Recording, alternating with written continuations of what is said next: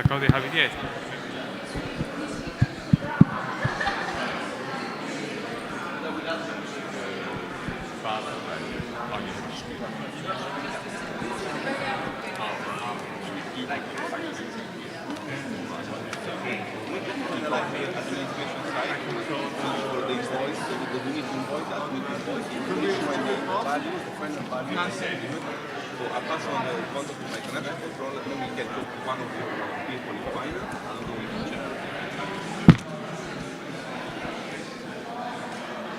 Che c'hai, Ale?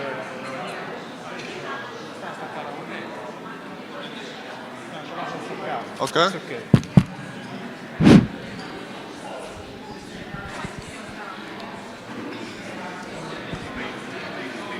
We're about to start. No.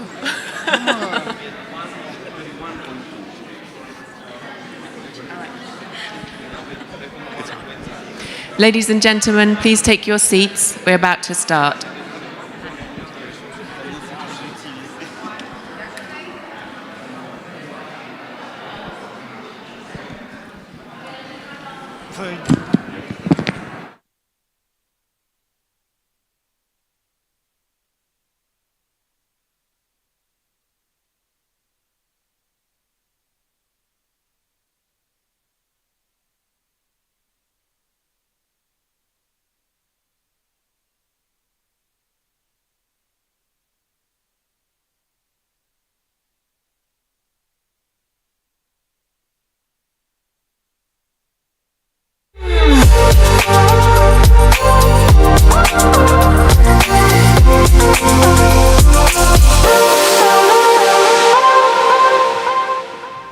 Good morning, everyone.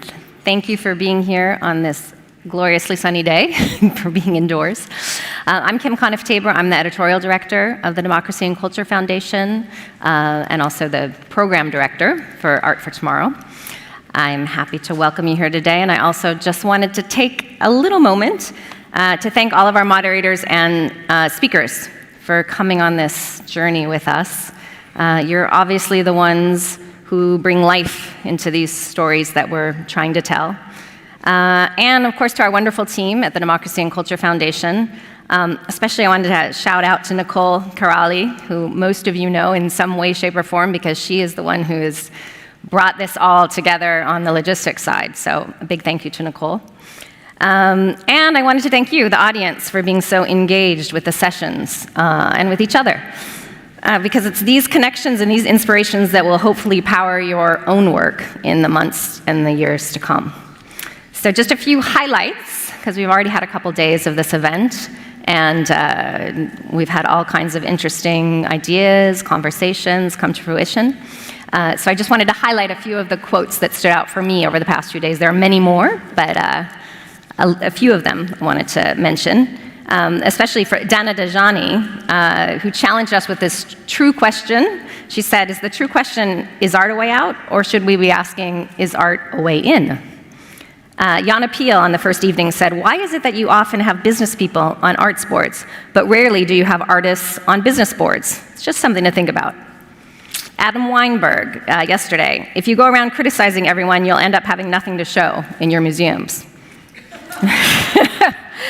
Eric Shen, in the same context of the role of the museum, we're no longer in a time of singular narratives.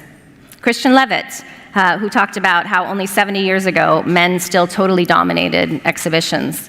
And then Rachel Lehman went on to say, well, now only 5% of NFTs sold are by women. Michael Zancan, who was also on a panel about NFTs, surprised, I think, some of us by saying he considers NFTs to be his medium for creating work. Sheikha Mayasa said you can recycle old buildings and turn them into sustainable places. Andreas Gorgon called on us to challenge the Eurocentric idea of heritage. Hans Ulrich Obrist, we need to liberate ourselves from short-termism. And then Amos Gitai, who I actually had a very difficult time choosing a quote from him because there were so many amazing gems. But he started by saying arts are a way to cross borders. And then he said the arts don't change things immediately, but they leave a trace. It's those traces that make the work.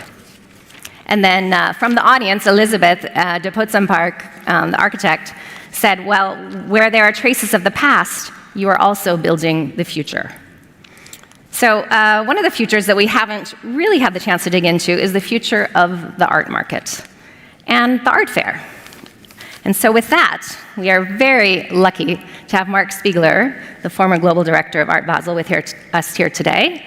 And we're even luckier because Scott Rayburn is going to be the one interviewing him. Scott Rayburn is probably the preeminent art market journalist of our time. So please welcome Mark and Scott. Yeah, live up to that, Scott.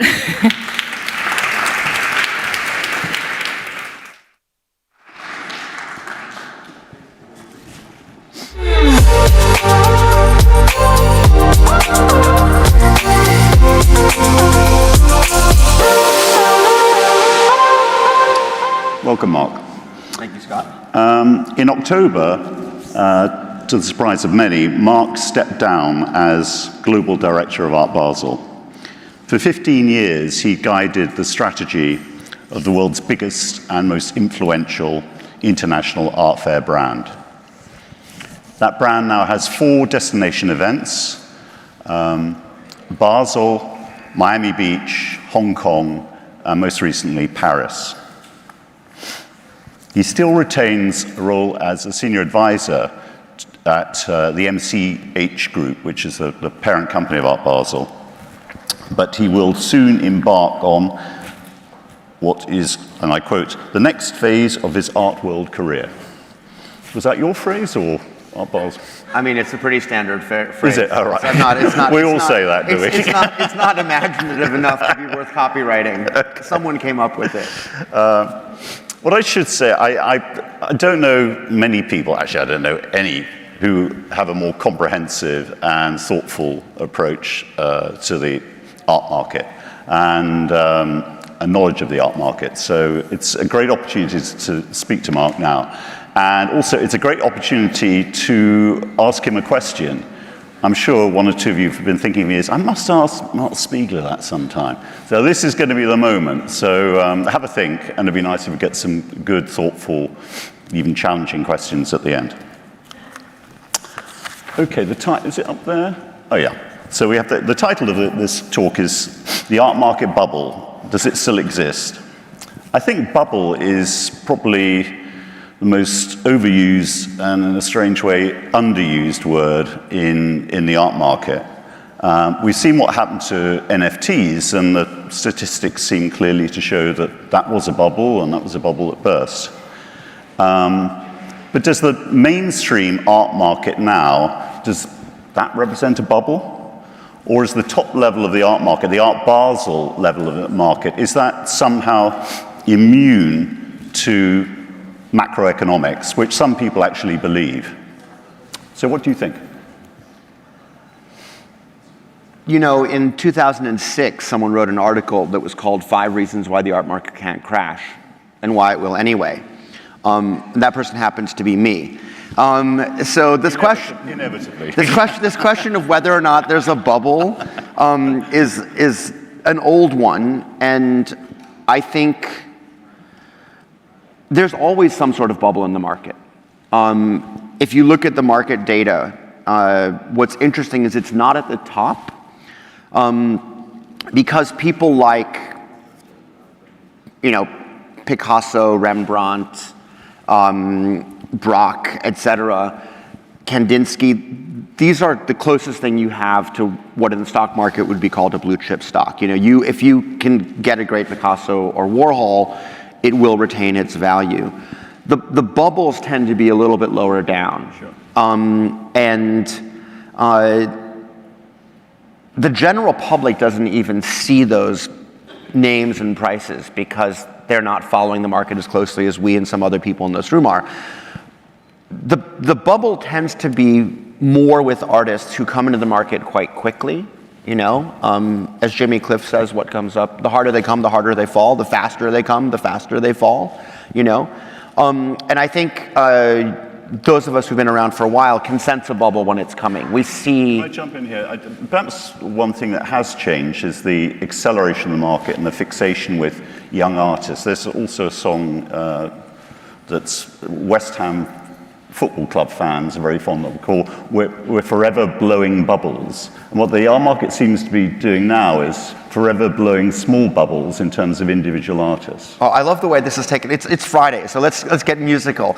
I don't have a song to respond to that one with, but yes, there are always small bubbles, and I think there are always, there's a saying that contemporary art is always overpriced, because in the long run, at any given moment, as with every other creative industry, if you look at the top 100 people, only 5 of them will go down in history, and it's probably not the 5 most popular today. Things which are durable tend not to be immediately seized upon by the public or by the market. Is it the case it's the small bubbles burst and no one really notices, but the larger bubble, for various reasons, just doesn't? Well, if you're the artist or the collector of those artists, you notice it in a big way. Yeah. And usually what happens is sort of the architecture of a bubble is that an artist comes to market much too fast with very little support from the kinds of curators and museum directors that we have in the room. It's long before someone has a show at, say, the Brooklyn Museum, that the bubble comes up and the curators haven't even had a chance to jump on it, and suddenly these people are popping up in evening sales and they're the subject of a lot of speculation. And maybe even some bigger galleries start coming at it. And I remember there was an artist, I remember quite distinctly in November of 22, it was the last time I went to an evening sale as an Art Basel director. And it was a Sotheby's sale, and there was a sale that's called Now. So in all fairness, they were labeling it as something which was very much of the moment and of the market moment. And there were some artists in there, of course, who are names people like Yoshito Monara or Richard Prince or Mark Rochon, who are well-established people within the market. And then there were some younger artists, people like Maria Barrow and Lucy Bull, who I think had very recently come onto most people's radar. And yet here they were in the Sotheby's auction, evening auction, next to people whose markets had been established for decades. And I think that tends to get a little tricky. Why don't you talk a little bit about what is driving that dynamic? Because the key here, of course, is you look at the primary market, the gallery price, which you can find out at Art Basel. Like Lucy Bull, for example, there was a painting there I noticed, and I think it was marked at $70,000. Mm-hmm. Her auction price, I think she's up to $500,000 now, or something like that. So what is going on there? Explain. It's a simple question of supply and demand. In a moment where any brand, including an artist, but any brand in any business can be driven very quickly by social media and by WhatsApp conversations and by WhatsApp group chats. An artist's visibility goes very quickly. People sense that the type of people who drive markets are getting involved in these people's markets. Everybody starts coming at these galleries. The galleries, rightly enough, get cautious and try to sell only to the best collectors and museums. And as a result, even people who are sort of legitimately interested can't get the work. And so at a certain point, when there's that much demand, the auction houses will be able to successfully dislodge a work from a collector, and it will come into play at a price, as you said, maybe 10 times what you would pay in a gallery.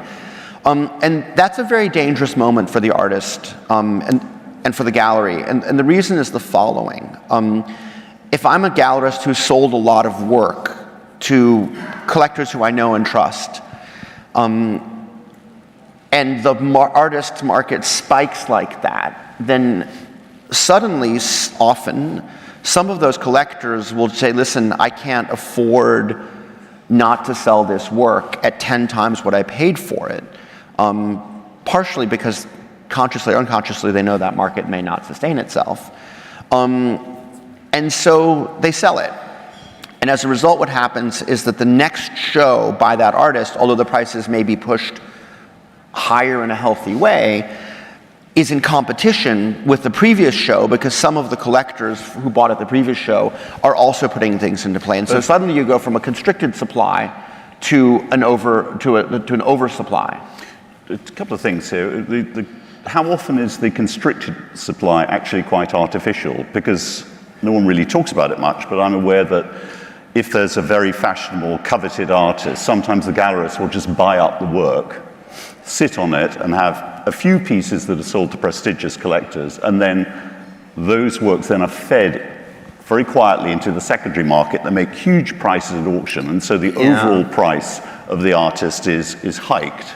What do you think about practices like that? That's actually news to me, which shows that you're doing more reporting these days than I am. Okay. But I mean, it sounds kind of weird unless the artist is deliberately involved in this scheme. Well, do they have a choice? Because the gallery can just buy the stuff. Yeah, but I mean, most artists want to know to whom the work is sold. I mean, those artists are poorly advised and not defending their careers very well. Young artists can be pretty vulnerable and manipulated. Anyway. Of course, no. I mean, or they could quote unquote sell it to their friends and agree that they share the work, or that our friends didn't pay anything for it. That is the kind of thing which leads to artists leaving galleries, which is not an unheard of thing, of course. Okay, but why is it that the larger bubble, leaving aside the individual bubbles which burst continually and get blown up continually, why doesn't the larger bubble burst? The overarching bubble, as it were. Well, it's, I think the thing to keep, the question is, I'm going to cite Scott as the source of this thought because I'm still a journalist in that way, but the question is actually, why hasn't the bubble gotten bigger? Because as we know, billionaires have surged, but the market has not. If you look at the Claire McAndrews research on the market. Let's set that scene, because it is a very interesting point, because Art Basel, in collaboration UBS, publishes a definitive, just about the only definitive report on the art market. And the overall statistics for sales globally are fascinating, because in 2011, the market recovered from the financial crash, and I think it was up to something like 63 billion or something like that. But fascinatingly, over the next 11, 12 years, it has flatlined. The good years are always between about 63 and 68 billion dollars. Meanwhile, the S&P 500 went up to 206%. The number of billionaires doubled, and their wealth tripled. So why wasn't that reflected in the growth of the art market sales? The art market is really small and it's highly consolidated. I mean, let me put something in context. So what does consolidated mean? Let me put small in context, and then I'll talk about consolidated. Okay. There is a truck called the Ford F-150. It is the best-selling truck in the world. Its revenues for one model are the size of the entire art market, including all sales at galleries and auctions. So that gives you a sense for how tiny this market is. At auction, which of course is a little bit of a tricky thing, but at auction, 1.5% of all artworks sold represent 60% of the value of the entire auction market. And what that means, and if you were to go deeper into the data, which we won't do here, you would see that in that 1.5%, it's actually 0.15% that represent the first 20%. And within that, you probably have maybe 15 or 20 highly recognizable names, and maybe in terms of artists, and maybe 50 highly recognizable names in terms of buyers. And so what you're talking about is a market which at any given point is highly consolidated and involves a very small group of people, which on the one hand means that it's relatively stable, because those artists are replaced and those billionaires are replaced, but there's always enough hot artists and wealthy billionaires to keep the market going. But it also means that it doesn't grow the number. There are not tons more hot artists at any given point, and there are not tons more billionaires buying. There may be a huge, let's say if there is a giant shift in the art market, if there's a huge growth in the next 10 years, it will be because of generational wealth shift. And some of generational wealth shift is younger people making more money earlier, and some of that is people inheriting money. And it's possible that if I and other people in this room, like Ann Pasternak and Adam Weinberg and Ernesto Neto in a different way, and some of the journalists here do their job well, we'll get more people excited about buying art, and the people who suddenly have all this money and maybe have more time to spend their money because they've done their IPO, will be buying more art. Actually, but at the moment, things haven't shifted. I actually talked to Claire McAndrew, who does the data, the statistics for the report, and I asked her this same question. I said, why doesn't the market grow? And she said, the problem is that it's such, not enough very, very rich people want to get involved in the art world and buy art. So it's a very, very small sliver of humanity that's actually running the art market. And secondly, she pointed out that the middle market and the lower market have shrunk and in some cases collapsed. Mm-hmm. And she says, statistically, the only way the art market can grow is actually for the middle and lower market. Now, in terms of the art world, you go around and who cares about someone buying a print for $100? But if enough people do that, then the art market can actually grow. But because of the huge problem of income inequality and the shrinking wealth of the middle classes, the collapse of middle class collecting means that statistically it's incredibly difficult for the market to grow. And actually it's not about it is about super rich people, but the fact that the middle classes and emerging people aren't buying enough. And I thought that was a really fascinating perception, if a correct analysis. I think it's a correct analysis, but I think what it doesn't take into account is the fact that even among the ultra high net worth individuals, but also among the upper middle class who can certainly afford, $200 prints and $1,000 lithographs and that kind of thing, the uptake of people buying is very, very small. If you ask some of the museum directors in this room, what percentage of wealthy people do you think are real patrons of the arts? They would say it's probably single digit, And I think what's interesting about this is that, my previous career and my current acquaintances allow me to know a lot of super wealthy people. Most of them are collectors, but you meet their friends. And these people all have a house in Sardinia and 3 amazing cars and and expensive vacations and all this kind of stuff. But they have no art. And what's interesting is you very rarely meet people who, as a rule, the attributes of status, cars, houses, clothes, etc., are rapidly adapted by people as they gain wealth or who have wealth. Buying art is not. And so in that sense, I think there's a lot of room, there's a lot of air, Luft über, there's a lot of air above. There's room for expansion in a way that I think there isn't room for expansion in other markets that serve the upper classes. But there is that possibility. And I think there's still an enormous amount of work that can be done in terms of getting people to collect. We saw this, for example. Let's move on to the next question. Sure.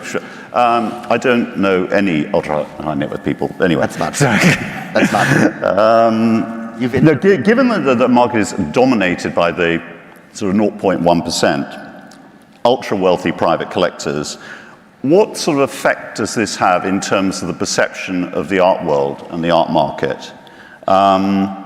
Is there a danger that these high-end auctions and the great art fairs like Art Basel and Frieze, is there a danger that it's going to be perceived as art is just for very rich people? It's like polo or ocean yacht racing. Do those optics matter, those perceptions? I don't think there's a danger. I think that's the perception. Okay. Broadly. I mean, if you see any time... Okay, so is it a problem then? Yeah, it is. I mean, anytime you have an issue that involves legislation and politics, legislation around politics, taxation. We just saw this in France, right? In France, the French diplomatic corps went off to Brussels and did a huge negotiation around the VAT, they agreed to a thing which basically would have quadrupled the VAT on art, and that was, because that just wasn't front and center for them. The reality is that the interests of the art world are not front and center for politicians because they're not. It's not a very big group of people, and it's not. This perception that art is only for the elite is actually quite dangerous for the art world. I think it makes the art world very vulnerable when it comes to things like budget cuts. That being the case, why charge students $60 to go up Basel and VIP visitors nothing? This is one of the great dilemmas. I mean, first of all, I'm no longer fully operational at Art Basel, so I'm not going to sit here and defend ticket pricing. But of course, I would keep in mind that charging people 54 Swiss francs for admission to a full day of culture in a city where the espresso costs you 7 francs is not that crazy. You certainly get a lot more enjoyment. You can go to the opera for that, surely. That's going to be more interesting. I haven't bought opera tickets in Zurich lately, but I'm pretty sure you can't. The real question that faces all art fairs, it's not just Art Basel, and it's also, frankly, is this, there's a lot of culture that's given away for free. Galleries are an amazing resource culturally, and they're free, You're absolutely right. I mean, if you live in New York or Paris or London, which have great museums, you could also see amazing shows just by going to galleries all day long. They're such scary places to go into. They're really frightening. We're going too fast. So let me go one step back, and then I'll address what you're talking about. There's a strong case to be made that actually galleries should be more government subsidized, even though they're commercial entities, because of what they offer culturally.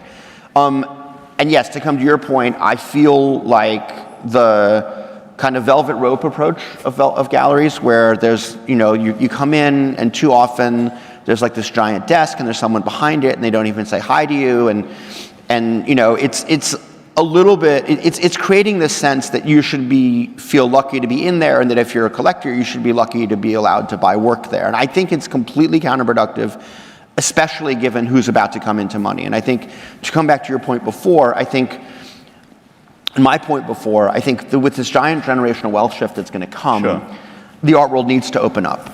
The art world needs to feel like a place where the people who have money are comfortable being seen. And I think the more elitist it is, the less diverse it is, the more it's seen as continuing various hierarchies, the more danger it is, not only in terms of things like legislation and politics, but also in terms of the willingness of people who are more and more thinking about their investments, not only in terms of financial impact, but social impact, to be present there.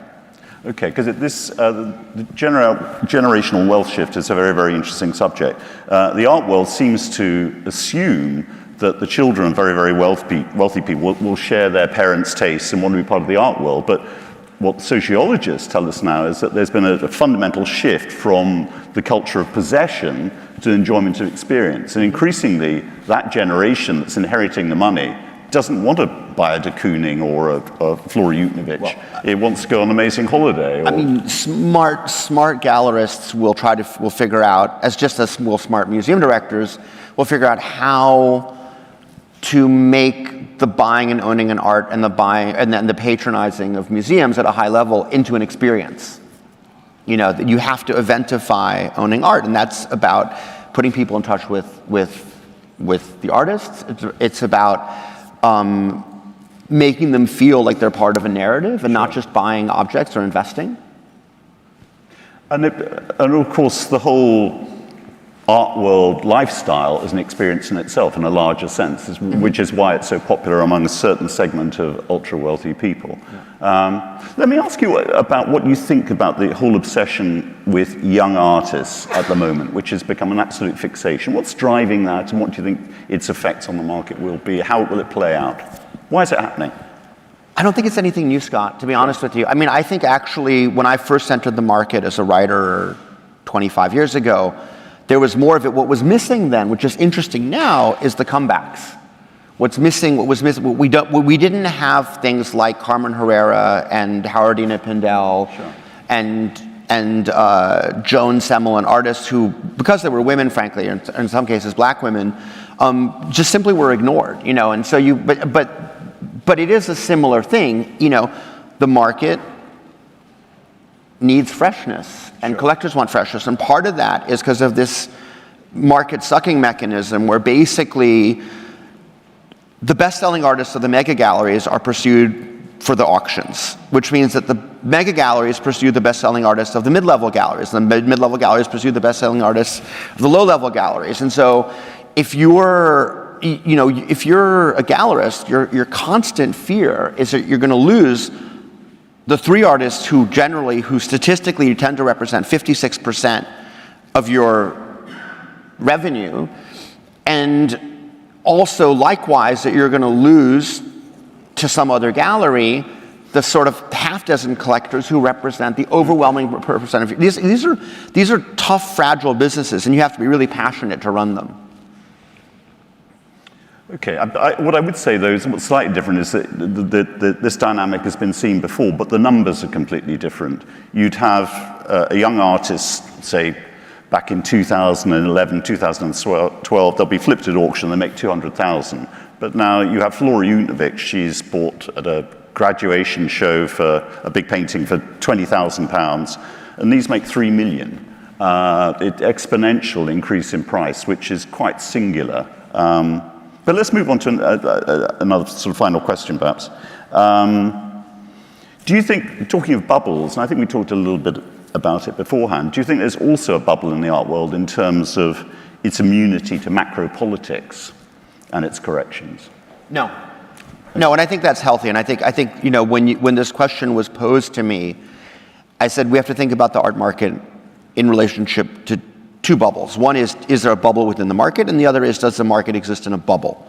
And I think the market exists in much less of a bubble than it did before when it comes to politics. And I think that's a super healthy thing. I think the fact that there are more female museum directors, that there are more Black museum directors and curators, that there are more Black artists present in the market, that Art Basel and other fairs have done a better job of globalizing the offering, not only of artists, but also of galleries. I think the fact that companies and people who have, let's say, controversial practices are often asked to step down as museum sponsors or as museum board members. I know that's hard for the museums, don't get me wrong, but I think that's the reality we live in. It used to be, whether you were an art fair or a museum, that you said, listen, we're just here for the art, we don't take political positions. Okay, the reality is, if you don't say anything nowadays, you're complicit. So you have to choose sides, and that's good. What I would say though, and that's really cultural politics, and in a sense, I'll probably get stoned to death for this,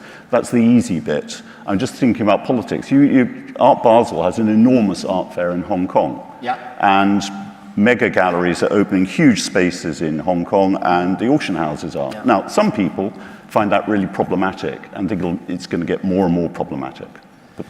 Yeah, I mean, I'm not here to speculate about the future of Hong Kong, but what I will say about is this. As someone who was deeply enmeshed in the cultural scene of Hong Kong, I think if you think about culture in Hong Kong, the worst possible thing that Art Basel and other people could do would be to leave now. Sure. Because I think that just sucks all the cultural power out of a place which needs it. But does it actually validate what the Chinese government is doing in terms of suppressing democracy in Hong Kong? No, I think it's in the end, it's a freestanding commercial event, and it's not just serving Hong Kong, it's also serving the entire region. And I think it creates a dynamic within Hong Kong and within the region which is healthy for culture. I think it's always, I like to think of culture as something which has a long-term longitudinal effect versus politics which goes up and down, Okay. The politics moved quite quickly in Hong Kong. Perhaps at some point they might move in the other direction. We've seen that, unlikely under the current. Some might say that's extreme wishful thinking. Unlikely under the current regime. Sure. But I mean, things change. Which has been in place for. Yeah, but I mean, years. honestly, a slightly more provocative journalist might have asked the same question about having a fair in Miami Beach, which is, in a state run by Ron DeSantis, in a country that for 4 years was run by Donald Trump. I hear you hissing, Anne. Okay, we've got 3 minutes. We've got 3 minutes left. So, any questions? Yes. Can we get a mic over here? Yeah, mic, please. A microphone, please. And if you could bear to identify yourself again. And please ask questions rather than making statements. Make it tough for us. Mark, Simon Mordaunt. I'm interested in your views on how art fairs can better engage with artists. So it's a tricky thing because art fairs tend to select galleries who work directly with artists. I mean, we did commission a fair amount of things. I think it's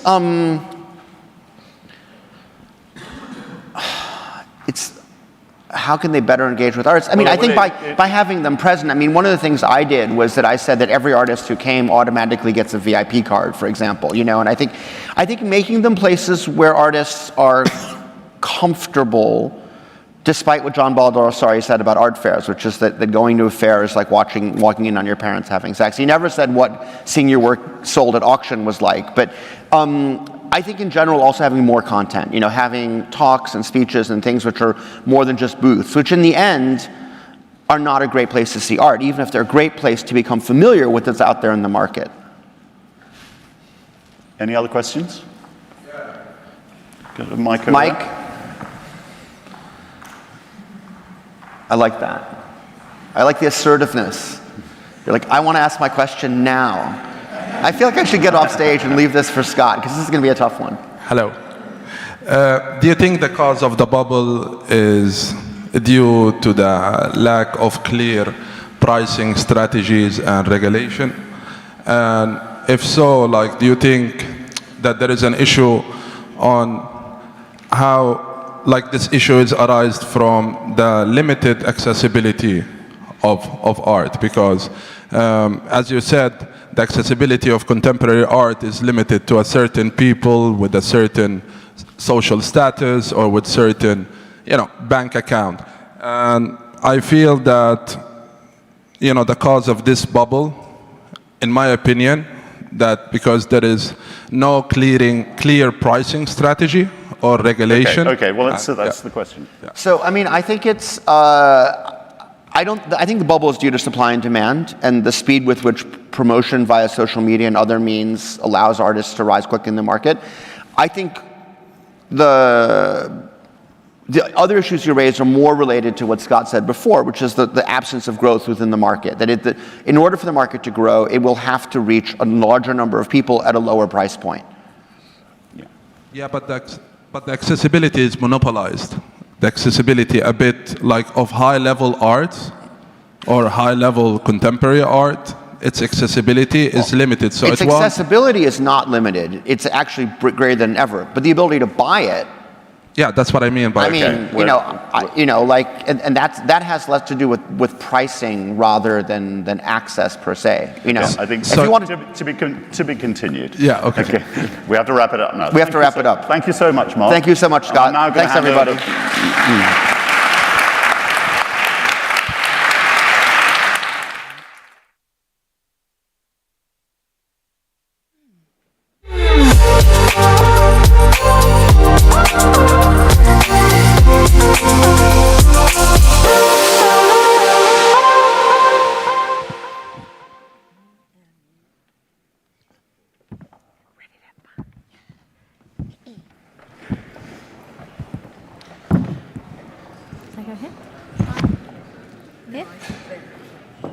Where am I? I'm here? Okay.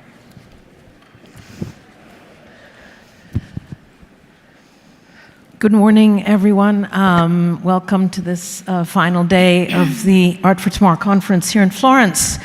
Steps away from this St. Regis Hotel where our conference is taking place is the Church of Ognissanti, which dates back, of course, to the Renaissance and even earlier, and has an absolutely wondrous array of paintings and frescoes. And it's also the final resting place of Sandro Botticelli, a painter you've all heard of. In a chapel, his place is marked with a reproduction of a painting of his face.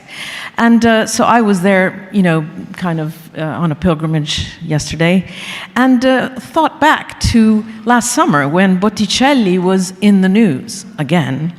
Two environmentalist activists from the Ultima Generazione group glued the palms of their hands to his masterpiece painting Primavera, which lives in the Uffizi galleries, as you know, and is one of the most visited artworks in Italy and even possibly in the world. Is it possible to see a spring as beautiful as this today, said one of them. And a third unfurled a banner against oil and gas exploration. Now, I imagine that our friend Botticelli must have been turning in his grave when this happened, and this grave being located right next door to us here at this conference venue. And thankfully, no damage was done. In the months that followed, all the way up to the United Nations Climate Summit in Sharm el-Sheikh in November, there were attacks, vandal attacks, by environmentalists on a slew of masterpiece paintings, as you all know. You've seen the videos, by people like Vermeer, Van Gogh, and Monet. Mashed potatoes were flung at the Monet in Potsdam, Germany, and in London, 2 cans of Heinz tomato soup were opened up and splattered all over Van Gogh's sunflowers by a pair of young activists from the Just Stop Oil movement. And a third of them, of course, captured them on video, and this video is something you can all see on YouTube. Just go, National Gallery, Van Gogh, Just Stop Oil, or whatever search word, and you will see the full video, which of course went viral. What is worth more, art or life? Shouted one eco-activist, the 21-year-old Phoebe Plummer, and you could hear in the video the visitors gasping and saying, security. And then Phoebe said, are you more concerned about the protection of a painting or the protection of our planet and people? And I think this is pretty much the quandary that we're going to be addressing in our conversation this morning. The eco-vandals may have attracted the attention of millions of viewers around the world, but they also drew major alarm from the directors of top world museums. I don't know if you signed that petition, Anne. Anne was on there. Anne is the director of the Brooklyn Museum. There were many dozens of museum directors who signed a statement that said that they were deeply shaken by the actions of these eco-activists who severely underestimate the fragility of these irreplaceable objects, which must be preserved as part of our world cultural heritage. There's no question that the climate is a planetary emergency, that human beings and governments, all of us, need to be shaken up and awakened to this extraordinarily serious threat and menace to humanity and to the future of all of us. I mean, we may literally have no future. But is vandalism the way to go, and vandalism of art I'm referring to, even when no damage was done, as was the case in all of the attacks that I described to you, because there was a coating of glass on each of these paintings, which were, I suppose, attacked. Anne, as I said, you're the director of the Brooklyn Museum, one of the major museum directors of America. Wonderful to have you here this morning. I'm delighted to be here. Thank you. Yeah. So, Anne, Wait, can I ask a question? Sure. Why am I always on the panels around protest? For those people out there, I just want to say one day I want to be invited to talk about something other than activism. But yes, go on. But you were on a panel with me last summer, and that was That's true. That was very rare. It's true. Thank you. We were at the Armory show, and we weren't talking about protests. Yeah. So, Anne, I just wanted to know, as a museum that has a very important collection, what your thoughts are on this and how you would have reacted, and if you had one of these events happen. Sure. Well, who knows how I'd react in the moment. I'm a little nuts. But let me first say that, to be very clear, I absolutely do not condone acts of violence towards anything or anyone. And so I am not in support of these acts of violence against artworks. And in fact, I read an email this morning that arrived yesterday sometime that at the National Gallery in Washington, D.C., there was they believe climate activists who attacked Degas' original wax dancer with black and red paint. It was under plexi. One hopes that there was no permanent damage. So it's very of this moment that this is continuing to happen. But let me also say that I'm a Libra. And what that means is that I take everybody's input and I try to balance these things out. And clearly we are in a moment of clear climate catastrophe. And I absolutely understand why climate activists, who I'm grateful to for constantly ringing the alarm bells to this catastrophe, are using every means necessary to call attention to the situation we're in as a planet. And I would be worried if museums were not somehow or other involved in this conversation. It would mean that we were absolutely irrelevant, and we're not irrelevant. We should be a part of the solution. So I understand what's going on. I just kind of long for the good old days of like ACT UP and AIDS activism, where they were really creative about their activism and they weren't destroying anything, but they were having really great artistic kinds of actions that got global press and positive attention. I don't think this really, I mean, I don't know, I'm not an expert on the subject, but I really would have to question that this has any positive outcome for climate change. Sorry. There's a little noise in the back there. I was like, oh my God, I'm being protested. I see what you're saying. And I mean, you're kind of walking a middle line, which is what we do as reporters, right? That's what we're supposed to do. But as a museum director, I was kind of hoping for you to be a little bit more, I mean, you have said that you don't condone violence in any way, and you kind of wish for a day when you had these ACT UP activists who weren't actually going around and damaging, or they're not damaging, they're just attacking, throwing things at art. But so, you know. They could damage things. Right. They could damage things. And, you know, I'm assuming if, I had always understood that the hands were glued to the wall, not to the painting of the Botticelli, so I might be completely wrong about that. But if they glued their hands to the Botticelli, that would have created irreparable damage. Yeah, apparently they were able to repair it, but I did see a picture myself last night again, and I saw the palms of the hands on the Botticelli. Yeah. I think it may have been glazed, but I'm not entirely certain. So yes, it's time for us to turn to our next guest, Claire Farrell, who is an important personality. She is the co-founder of Extinction Rebellion, which is probably one of the most high-profile environmental groups in the world. And Claire, you're also a designer and a fashion designer. Yeah, originally, yes. Yeah, originally a fashion designer. Huh? No, London. So, Claire, I just wanted to know, I mean, I know you don't represent Just Stop Oil, you're Extinction Rebellion, and you are, you know, in a process of revising your methods of protest. But what do you think of these tomato soup, mashed potato, glue attacks on some of the greatest masterpieces in art history, which, of course, of which there's only one ever anywhere. It's not like movies, which can be reproduced, or books, or other art forms, plays, which can be, etc. There's just one of these. Yeah. So what, you know. That's the conversation that these young people want you to have. There is only one continent called Africa. If we could just situate ourselves in the reality of what's happening in the world today, the last IPCC report said that by the end of this decade, up to 700 million people may be displaced on that continent. That is half of the population. Okay, let that sink in. In less than 10 years' time, half of the people on the entire continent of Africa may be displaced. Some of them will be displaced within that continent, many will not. We're facing something that I think nobody can actually get their head around the severity of it. And so when people say to me, oh, there's only ever going to be one sunflowers painting, I say, good. Good, you've started to have the right conversation. You've made the first step to having the actual, you know, the real conversation about the situation we find ourselves in. This is an exponential situation. This is also something which came up in the last conversation about markets and about the increase in value.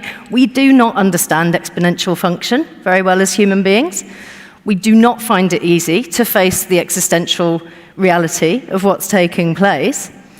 And I think what these young people are doing, not only is it not damaging artwork, which if you compare to actions of the past, the suffragettes went with knives into galleries and they slashed paintings in half. People have done a lot worse for an awful lot less, in my opinion. What these young people are doing, I think, is iconic. I think it helps us to see the urgency. And I can also tell you that when they went and occupied oil terminals to stop the flow of oil, to stop petrol stations from having supply in the south of England, that was barely reported on. When people suspend themselves over a bridge and shut a road for 40 hours, those people, I have to say, Morgan and Marcus, some friends of ours, are now being sentenced with 3 years in prison for causing a very long traffic jam. When people do these actions, people talk about it. And I once went on hunger strike for 2 weeks over the expansion of Heathrow Airport. And a lot of people said to me, Claire, I'm so worried about you. And as if they thought I'd gone a bit mad. And actually, what I was able to turn around to them and say was, see how worried you are about me? Fucking worry about this. This is what we could accurately describe as a crime against humanity in the form of government policy. And as a response to the situation in the UK, now we're seeing everything push more and more authoritarian legislation, more restriction of our freedoms, more venomous policy against migrants. It's not going in a good direction, folks. And I think some powder paint on a snooker table or some soup on some glass on the front of a painting is the very least that people could be doing to draw attention, to bring the alarm again and again and again. And what everybody needs to be asking themselves is, what am I doing about it? Yeah, okay. And what next should I do with my privilege, with my money, with my access to power, with my voice, with my platform? Right, yeah. I mean, the issue is, Claire, that humanity has also this priceless cultural heritage, a very, very large section of which happens to be in this country. And, what happens if, and how would you react if there was irreparable damage done to Botticelli's Primavera, or to one of the Van Gogh sunflowers, or to the Monet haystack? Well, I'd say that's a very big shame, but it's really important to note that that wasn't the intention of the activists, and it hasn't happened. So, we have a big problem in the British media with people going, oh, but what if you did do that thing? And it's like, but we didn't. Can we talk about the things that we know? Well, you could speculate about something that might happen, or you can talk about the fact that we are going to hit civilizational collapse. It's not speculation. I mean, you are not the conservator who replaced and glazed painting X, and there can be seepage. I've been speaking to museum directors, and they say that there is no zero risk. I spoke to the number 2 at Musée d'Orsay, and he says there is no such thing as zero risk. And this is what Anne was also saying. I mean, we can't, as environmentalist activists, you can't really be sure that we are not going to be causing damage to the cultural heritage of humanity. We're talking about humanity, culture, and humanity. I understand that, yeah. But when you talk about there can't be any zero risk, that is also true of life. And we have put ourselves basically in such a high-risk situation. It's obscene for people to be more concerned about potential damage to one piece of artwork when we know that we are seeing such extraordinary damage. People can't plant their crops in Spain. People in Asia are being told not to go outdoors. London was on fire last year. What more do people need to see and need to understand to realize this needs big change? And it's the art world, I think, artists and people in the culture sector, and by culture I also mean the way that we conduct ourselves in politics and in our media and everything, needs to really recognize that we have lost touch with our humanity if we are more interested in a conversation about how some soup might get onto a painting, but we're not concerned with millions, if not billions, of people who are going to starve to death and die. To be fair, I don't think we're more interested. We're just concerned. Yeah. Anyway, we're moving on to our next panelist, Andrea Emalife. Andrea is the curator of modern and contemporary art at the Edo Museum of West African Art, and it's very, very nice to have you here with us, Andrea. What kind of thoughts come to your mind when you hear what our other panelists just said? I think that I sort of occupy a space in between both of you. I recently wrote a book which is called A Brief History of Protest Art, and in doing that, a lot of it occupied quite a lot of the most recent protests. Can we hear art. Andrea better? We need more volume. And sort of intersections between art and protest in recent years. And I think what's interesting is, as you mentioned, there's been a long history of art and artists being at the epicenter of trying to create activism or draw attention to social change.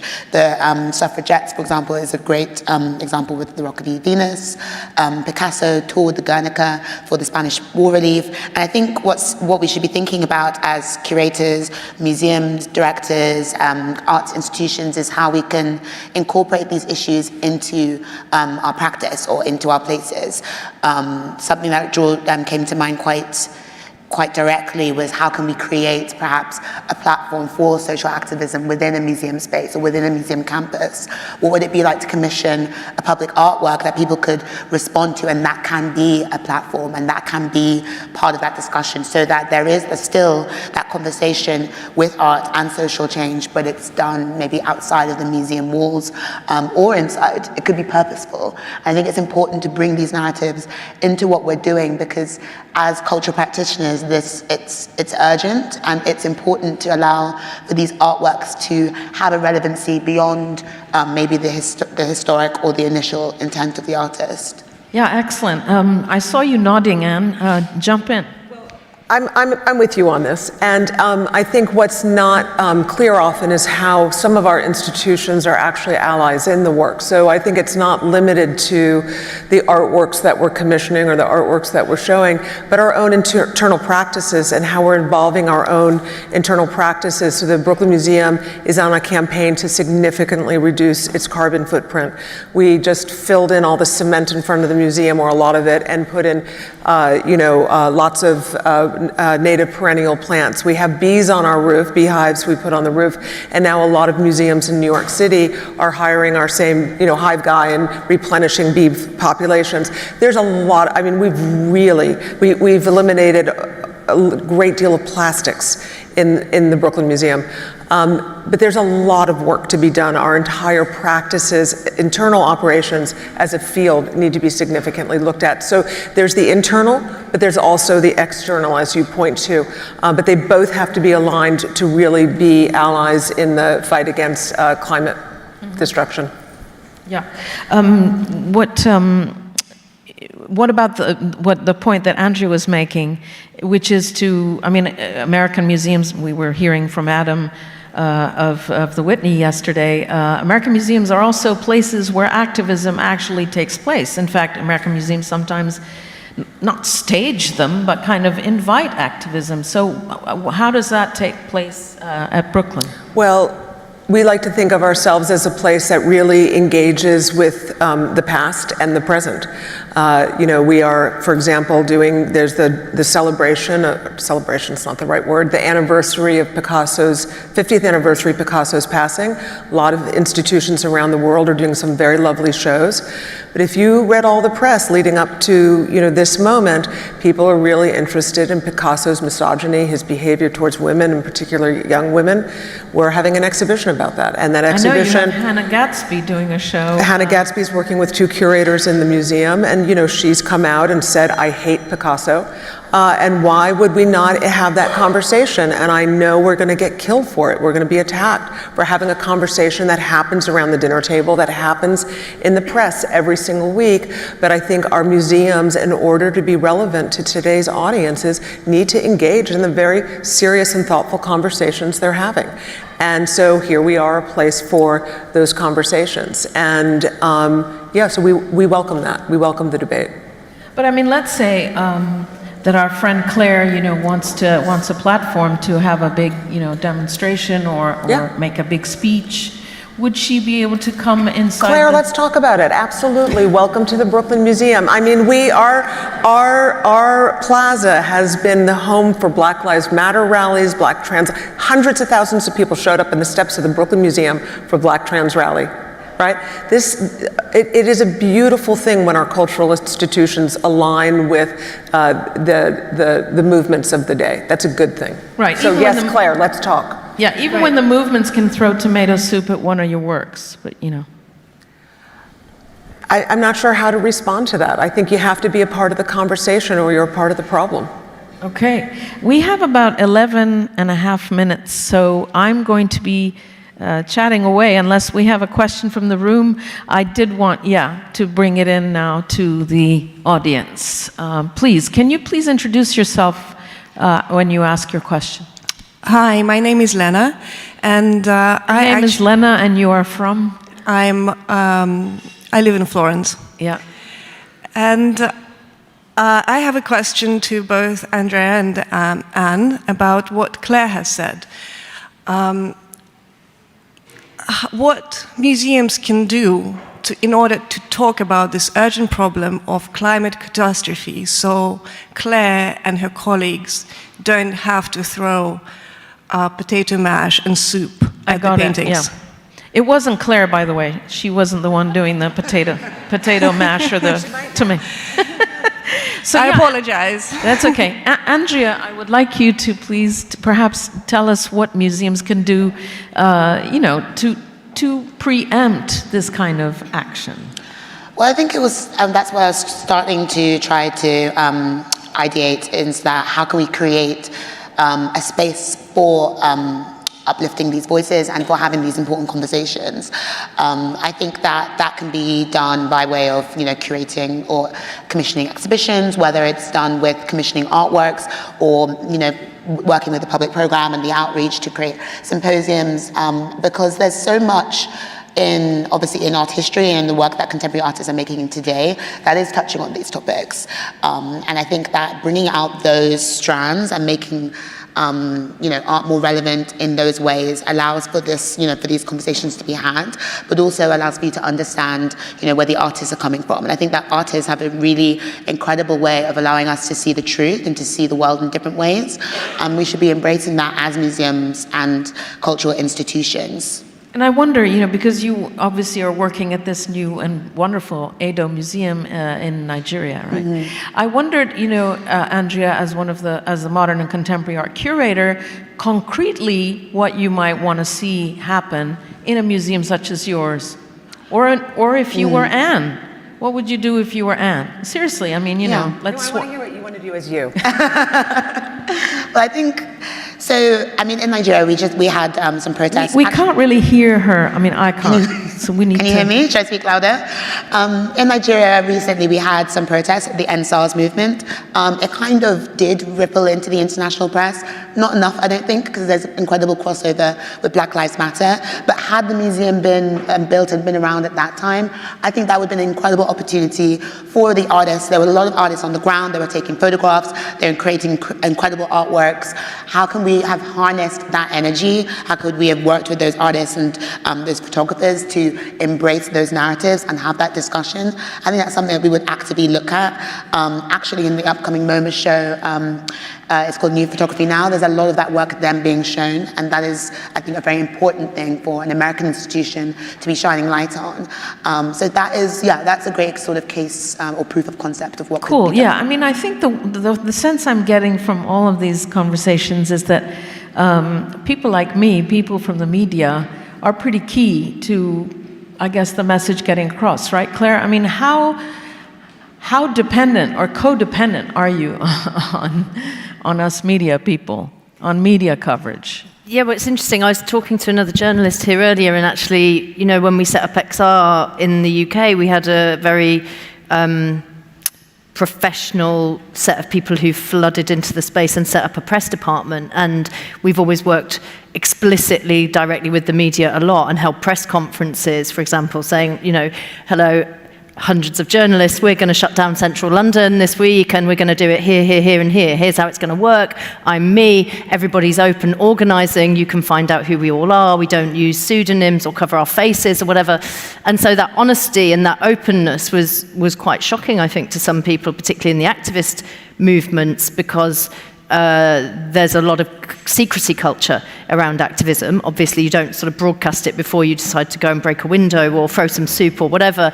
But, if you intend to bring thousands of people into somewhere like central London, then it's pretty blatantly obvious fact, but you have to tell people you're going to do it, otherwise no one comes, because no one knows about it, right? So we do work through the media in some respects. It's hugely problematic, not least because the media in Britain is rotten, disgusting, owned mostly by 4 non-dom billionaires who don't pay tax, who hate our country, who hate everyone, and have an enormous amount of vested interests and political friends, and mostly run the media in order to have political impact. So that's a bit of a problem. But I also, as a fashion person, I've found it really problematic that the fashion press for a long time was not totally disinterested in the conversation about sustainability, for example. And people said, oh, well, there wasn't much going on in like 2005, 6, 10. There was actually a lot of stuff to talk about. And I think, because the media is actually corporatized, this is a huge problem because it has values and incentives and drivers that don't actually align with the incentives of trying to do sustainable work. So the sustainability paradigm within corporatism, capitalism as it stands, doesn't work. It's just, for me, the concept of sustainability is in the bin. It's old, it's out of date, it never worked, it wasn't going to work. And we need journalists to kind of jump over the bit that they've failed to deliver on, which is anything useful, really, in my opinion, to do with the urgency of climate or with sustainability, and step into a place where we're talking about regenerative system design, where we're talking about healing, about repair, about making things better. I think we need help to be able to come to terms with the position that we're in. And the media can either help or it can not help. And if it doesn't help, I can see you have a love-hate relationship with us, which I understand. No, well, I just want to implore I think we're going to artists and the media and anyone with a voice and anyone with a position of power to think, where I know I've got power, that should be converted into a conversation about responsibility. Okay, let's go. Can I say Anne, something please, about that too? please. One of the things I didn't mention is that, some of our museums do a lot of things, like, there's a natural disaster somewhere and we collect supplies and we send it and we help people. During COVID, a lot of our museums were doing a lot to really help out our neighbors and our cities during the height of the crisis. And I thought to myself, these things are important to do and nice, but what if we were actually going to have a sustainable impact? Sometimes we'll do an exhibition and the artist is thinking about climate, or we'll do an exhibition and somebody's thinking about, refugee crisis or whatever. It's all connected, but whatever it may be. And I thought, what if we were to actually have a sustained interest? And so we wrote a social impact plan, and the two issues that we're focusing on for the next at least 5 to 10 years, probably permanently, that are important to our neighbors, important to our city, important to our world: mass criminalization and climate change. And so we're building collections around this, we're building exhibitions, we're building public programs so that there's a sustained visibility in our work So moving mass forward. criminalization of human beings, you mean in general? Yeah. Which of course includes our anti-racist work and more, but yeah. Great. You have 3.5 minutes to ask questions in this fairly hot topic debate. Yes? Hi, Mark Spiegler again. I have a question for Claire. So Mark Spiegler, former director of Art Basel. Yeah, just on stage, so for those of you who made it here at 9:40. Claire, I have a question for you, which is, as someone who's both sympathetic to culture and to the environmental issues, is there a discussion within your allies about whether attacking cultural institutions, which are both, frankly, groups of people whose followers tend to be actually on your side, and can be perceived as soft targets in comparison to the corporations and politicians who are actually at the core of the problem, could actually be alienating your potential base rather than bringing it towards you? Yeah. I think that's a fine question. I think a lot of people are asking us questions like that at the moment. I wouldn't dream of commenting on art market bubbles because I don't know anything about it. So for people who are asking these questions, I recommend you go and look at social change, look at the history of social change. If you do, you'll probably come across Martin Luther King when he said that the real enemy of the black population of America wasn't actually the white supremacist, the extremist. It was the white moderate, the person who preferred order to justice. This is a very serious point. I'm not joking. A lot of people who agree with me are a problem for my cause because they will sit around and talk like this and say, well, we agree, but I'm still going to catch loads of flights. I'm not going to support you in resistance. I'm actually not going to come out and say, I appreciate what you're doing, even if you end up in prison, even if you break a window, even if you hurt somebody's feelings. I'd rather hurt someone's feelings than take away massive numbers of people's lives. And And this is what we're faced with. You know, you said about being shaken up, and someone said something about art being a form of shamanism yesterday. I think breaking the window of a bank is a shamanic act. I think throwing soup up a painting is a shamanic act. It's like shakes us awake. Can I come in and follow up on that question? Because Claire, I've noticed recently that Extinction Rebellion is sort of has kind of scaled back some of their tactics and are not like blocking all of central London. You're revising your ways because perhaps, I don't know, you feel that there's been a backlash in public opinion, that that these events or sort of these actions have somehow turned people off. Am I mistaken? I think through the media, terms in the UK that are prominent are things like eco-zealot and green extremist and stuff like that. I mean, it's laughable language because it's not language ordinary people ever use. It's now being what I'm saying is that you've by changed, our Home Secretary who's calling us eco-zealots on the TV. You've changed your tactics. But that's important to recognise that the media has formed an enormous campaign against us as individuals. And if you look at they love to press the hypocrisy button. Look, you've got clothes on. You're a hypocrite. No, but Claire, answer my question. It's a big problem. You've changed your tactics. I mean, that's clear. Why did you change your tactics? Because we wanted to get a message out to those other organisations who supposedly agree but never show up to do anything, and said, where are you? How low does the bar have to be for you guys to step towards us and show unity and to build what everyone likes to talk about, a movement of movements? It's hard to do that. It's hard to get everybody to pull together because we don't agree on everything. But I would say that, Extinction Rebellion is a pro-democracy movement. We always have been. And there's something important about democracies being a place where you can disagree. Yes, we need to find unity and ways forwards, but we also need to disagree. And sometimes we need to disagree really loudly and respectfully and non-violently, and I fear that we're moving to a place where disagreements will become violent and people will look back and say, actually those guys were terribly nice, don't you think? And we put them in prison. And now what we're facing is the breakdown of the social order. Pay attention to what the lawyers have been saying. Okay, they've been saying it's the end of law We're running and order out of time here because of this crisis. We're going into overtime, but just basically, I wanted to thank all three of you for a very, very compelling and spicy conversation. And I wish we could go on all day, actually, because we've got a lot to say. And it's been wonderful having you. Thank you very much to all three of you. Thank you.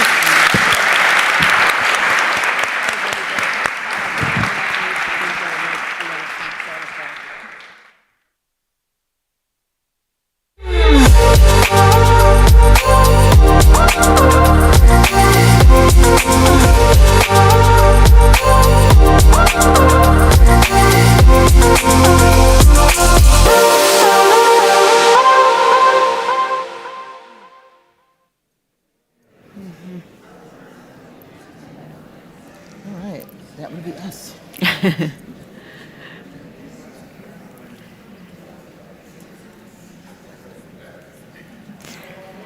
Good morning, everyone. Is my mic working? Yes. Good morning, everyone. I'd like to introduce Dr. Elke Stevens, an associate professor of visual culture and studio art at Howard University in Washington, D.C., who's currently spending some time in Rome at the American Academy. Elke's field of study is related in many ways to the conversation we've just heard. It's about protest, it's about resistance and resistance to power, but it's expressed through clothing. That's her field of study. She sent me a slide presentation a couple of days ago, which is a fascinating glimpse into a history of resistance creatively expressed through the body and through its accoutrement in various forms. She's going to talk us through it. We're going to look at that slide presentation, and she's going to talk with a little, I was about to say in some depth, but we only have short time, so she's going to talk briefly about a few things, and we'll look at more than that. But before you do that, Elke, can you tell us perhaps how this became your field, how you came to be interested in it? Well, it became an interest to me, particularly when I was working with my students.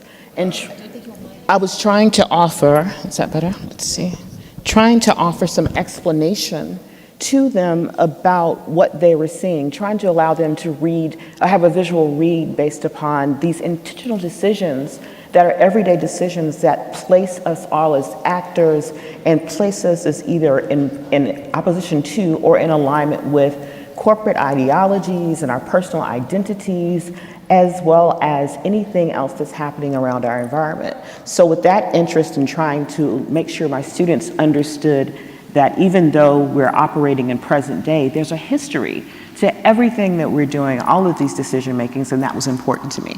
So I developed a class that's around this. I'll try to be brief, but I'm actually fitting in an entire semester's worth of content just in the next 15 minutes. So bear with me. In the next 7 minutes. 7 minutes, okay, actually. Because we need to talk about your work too, but we'll get to that. So, okay, let's start the... All right, so again, in line with the previous presentation or panel, I'll start with this quote. Protests, sometimes violent, sometimes sullen, at times overt, and other times covert, came with the first settlers and continues today. Protests became the basis, the meat, the sinew, the bone, and the marrow of much creative thought expressed in literature and music, dance, and the visual arts. And of course, we express ourselves every single day, so this is inclusive of those of us who are deciding we want to wear clothes today. And for those people who decide they don't want to wear clothes today, this includes you as well. So one of the most notable images goes back to the early 1900s, starting in the UK, where there were these suffrage sashes that were a part of protests or people's response to inequities towards women, and particularly as it related to voting. These suffrage movements quickly moved to the United States as well, but the sashes became something that even we see today, and this is a recent image on your right, from a representative from New York, Maloney, who actually has addressed this fashion for the one of the Met Galas in recent years, that actually uses the colors, which were purple, white, and green, as the design or the basis for her appearance. Zoot suits are important as well when we begin to think about protests, as in they started, were popularized by Cab Calloway and other entertainers within the Harlem Renaissance, but then they became an item of protest as well, simply because it was decided by the war boards that to dress extravagantly during wartime was in bad form and unpatriotic. And so this became not only a way to show one's rebellion or resistance, but it also began to take on, be representative of the Chicano movement in the United States in the 1960s. Sunday's best was an idea that dealt with politics of representation and respectability, thinking that our clothing does matter, and if we can begin to remove barriers that are created on the basis of one's clothing, that we can seek equality across other areas in our lives. Also, one of the most iconic sets of images comes from the Black Panther Party, and particularly around Black Power. And the Black Panther movement introduced many people to berets and black leather and turtlenecks, which all have a place historically. Turtlenecks were important for working class, and they became in vogue for fashionistas during the 1920s. And they've since taken on a role for artists and intellectuals, as well as other protests. But we saw with Beyonce's Super Bowl concert, halftime concert exactly, that she evoked some of these same imagery and messages with her performance. We also have images from the 1968 Olympics, where the Black Power fist became popular. Malcolm X became an icon, particularly not just for his attire, but specifically as it relates to his glasses, which were a reference to the first president of Senegal. Also, we have the iconic chair with Huey Newton that we see that's being repeated or made a reference in the recent Black Panther movies. Black hair becomes very important as well, thinking about Angela Davis as well as the Afro, but Cicely Tyson revolutionized Black appearance with black hair with introducing cornrows in the public setting, and Colin Kaepernick is in the corner donning his Afro. African cloth, of course, is very important within communities of color. Kwame Nkrumah was when he first addressed the United Nations, decided to wear kente cloth draped around his body as opposed to a tailored suit. And the image that we can't see actually that's behind Nkrumah are the members of Congress who are actually wearing kente cloth strips, which we also see for graduations. Wax prints are also important in identity. As you wear. Yes, as I am wearing today. The Pussy Hat movement was very critical in terms of sharing ideas about we make what we are, and we are what we make. That was one of the themes that was important that we garnered from this. And this was, this image happens to be from, in response to former President Trump's election to the United States. And this has been an act of resistance and rebellion. And we're talking about hats that were knitted, crocheted, and things that were typically associated with someone being in the home, as well as with femininity. Other protest dress, we cannot have a discussion without talking about the dress of President Trump, as well as supporters of that who were very emphatic and very clear about their positionality. And imitation is the best form of flattery, so they say, but coding one's language in everyday clothing, or what we might consider everyday clothing, becomes a very important way that we can share our ideologies and talk about the things that are important to us. And that's something we'll talk about when we talk about your own work in a few definitely, minutes. Yeah. Definitely. Quinceañera gowns, we had some 15-year-old young ladies in Texas who decided to wear their gowns in celebration, but in protest to a bill that had been introduced that was punishing sanctuary cities as well. The white suit, and this is making a throwback to the suffrage movement and the use of the color white. We see an image of a group of people in the United States in the early 1900s, but we see people such as Hillary Clinton, we see Michelle Obama, we have Kamala Harris, we have Geraldine Ferraro, even Adele and Melania Trump, not to mention other members of Congress, who decided to wear white as a sign of solidarity with respected ideals. There's other images there. One of the last images I'd like to share with you happens to be Ruth Bader Ginsburg's collars. The one in the middle image on the top row was actually the collar that she donned when one of the most recent judges was actually appointed to the Supreme Court. She was very unhappy with respect to that, but she would communicate through these collars. And the picture on the bottom, I'm sure you recognize LeBron James and Kyrie Irving. These are actually t-shirts which have the visual imagery of the collars that, again, so we're not only looking around the ideas around gender and power, but the idea of positionality and sharing ideas around disconsent as well as protest. Thank you. Sure. I discovered yesterday when talking to Elke that even though she was very modest about it and only mentioned it in passing, she is also a visual artist who herself deploys or embeds messages of resistance and protest in her own work, and some of that work has been also made into clothing. So I asked her to add some slides to the presentation and to talk about that because I found it fascinating. So there are a couple pieces, actually 3 pieces I want to share with you. The first piece is pipeline, and this occurred when I was actually living in Baltimore, Maryland, and this was shortly after the death of Freddie Gray, and I was confined to being in the house. There was a curfew, and I did not know how to translate what I was feeling as a citizen and as a person of color, as a Black woman. And so I created this piece entitled Pipeline, which begins to look at the path that we find many male citizens of color taking. Because what happens in the US system, there are decisions that are made about spaces for incarceration as early as, for particularly Black men, as early as 8 years of age. And so with the decisions being made this early, and at 8 years, we have people who are transitioning from the classroom, going into the prison system, and oftentimes having life sentences, being sentenced improperly, or what we would identify improperly now.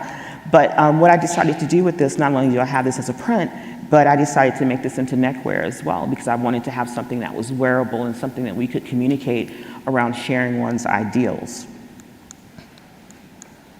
Oops. Do you want to explain the grid, though, that is on that image? All right, so if you see there are pencils that represent the educational system, And again, these decisions about prisons allotments and how much space is going to be needed are made when, again, these young men are preteens. And for women, it's a little bit later on in their lives. But you see the transition from the pencils to the prison bars, and representing where oftentimes you find many men of color who are imprisoned within the system. Thank you. Thank you. Two other pieces that actually were actually featured on T-shirts, and the T-shirt is probably one of our most popular and iconic pieces of clothing because almost everyone has a T-shirt with something on it. What that something is says who we are. It says, again, it's expressing our ideals, our ideologies, things we like, things we don't like, etc. And so in the same vein as with the Freddie Gay incident, I created the America's Beautiful picture. And if you see the red bars mimic the skyline, but on top of that are the names of men black men who've died during policing incidents. And their names are actually backwards so that you can't see that, because that's not what's important initially in the idea. But when you look into a mirror, and oftentimes this is displayed in proximity of a mirror, you can then read the names and you can see the gentlemen for whatever who've given their lives, and unnecessarily so. And it is questioning our justice system as well as policing. The next piece, though, and the final piece I'll show you from ARC, is called Tulip Silence, Stiletto. And the idea, this is actually featured. I don't think you can see in the detail because it is so small. But the shoe design itself is made up of the names of women who have died in policing incidents as well. And so you have something that's very beautiful, but it talks about the positionality of women, not necessarily putting it in the forefront, but thinking of women as an accessory or as an afterthought, or not allowing them to be as prominent. But those are the names, and that's one of the tributes that I have towards women who have lost their lives.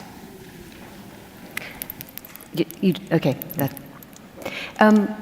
Seeing as we've got a minute to go, okay. Fantastic, well done. I wanted to ask you about something you said when we were chatting yesterday, which is that it's easy to look at all of this as expressions of protest and resistance about Black lives and about the experience of people of color, but that problems are problems. Can you talk a bit more about that? Oftentimes what happens very simply is when we think about marginalized groups, oftentimes we'll center on women or we'll center on people of color, but the problems that we're facing as a society do not simply affect those groups. Problems are problems, they affect everyone. Injustice is injustice, and all of us have to seek justice on behalf of one another, because we know that injustice and marginalization is going to happen to most of us during our lives, and oftentimes even without respect to class. And oftentimes we think that we're at a particular point in class that we don't have particular issues. But we all have to address these things collectively, and we can do so quietly, we can do so a little bit louder. But what it boils down to is about representation. And we all, as humans, want to be represented. We want to be identified. We want to be embraced. It's part of our desires and our basic experiences as humans. We all want to belong. I would like to thank Elke for her brilliantly concise presentation. Condensing a semester into 11 minutes is a feat, and for her fascinating insights. Thank you. Thank you so very much. And thank all of you. All right. Oh, there'll be a coffee break now of 20 minutes? 25. 25 minutes.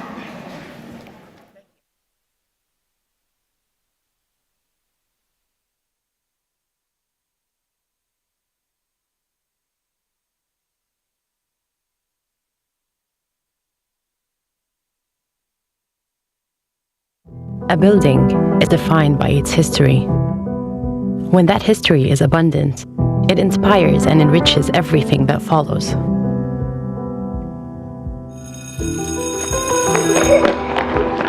Luan is proud to be based in the same building as the first girls' school in Qatar.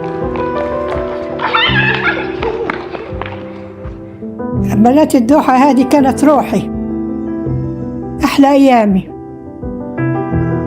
It draws from that heritage to offer designers a space where hard work,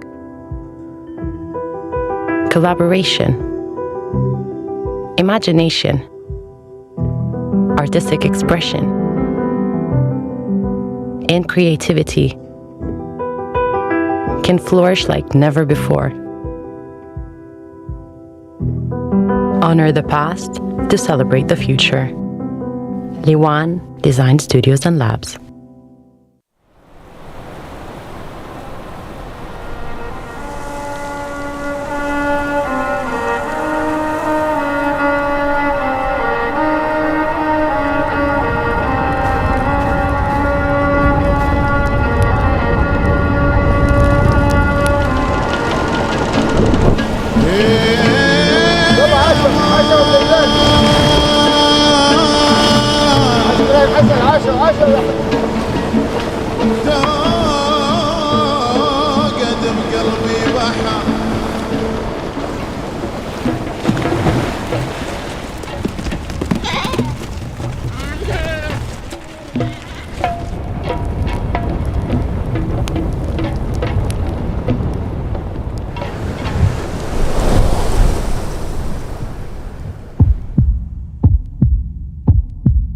متحف قطر الوطني نبض تراثنا.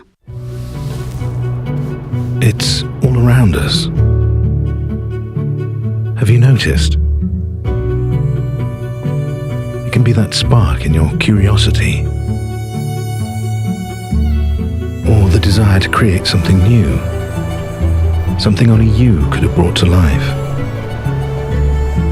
Maybe you felt it in the excitement of discovering extraordinary things, and in the sights that feed your imagination, that excite you for the future, that make you want to learn about the past. Over decades, Qatar Museums has nurtured art, culture, and education, bringing the world to Qatar and Qatar to the world.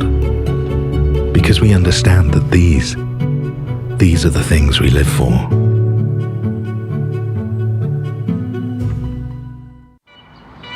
شنو يلهمك عشان تبدع؟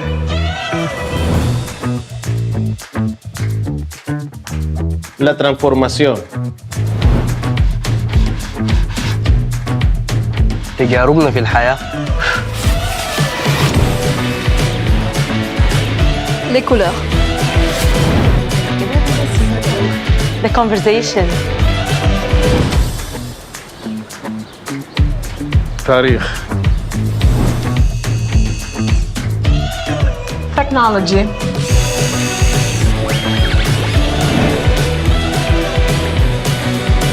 The ambience.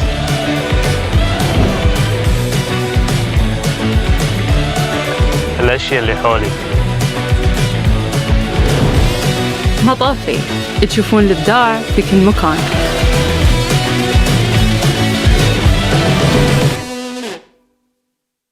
A building is defined by its history. When that history is abundant, it inspires and enriches everything that follows.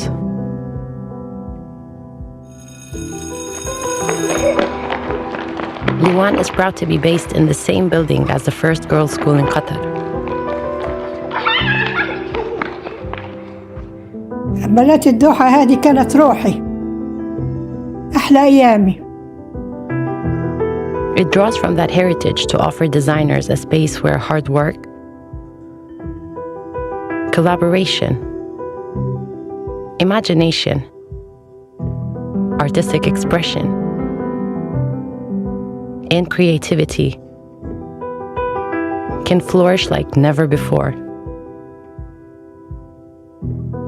Honor the past to celebrate the future.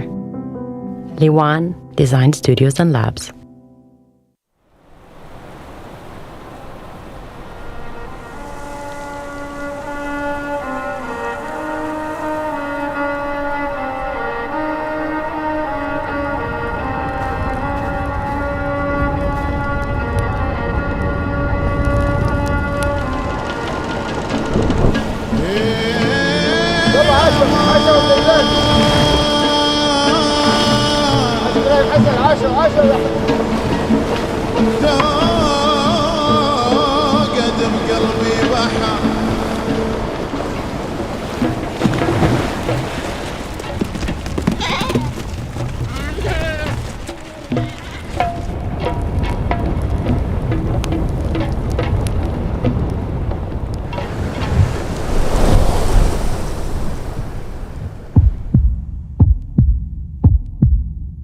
متحف قطر الوطني نبض تراثنا. It's all around us. Have you noticed? It can be that spark in your curiosity, or the desire to create something new, something only you could have brought to life. Maybe you felt it in the excitement of discovering extraordinary things, and in the sights that feed your imagination, that excite you for the future, that make you want to learn about the past. Over decades, Qatar Museums has nurtured art, culture, and education, bringing the world to Qatar and Qatar to the world. Because we understand that these are the things we live for.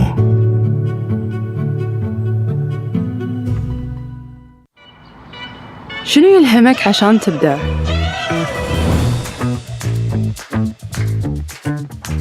La transformación.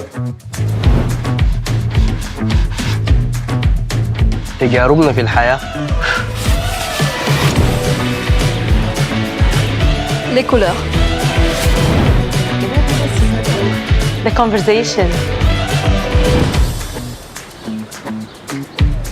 تاريخ. Technology.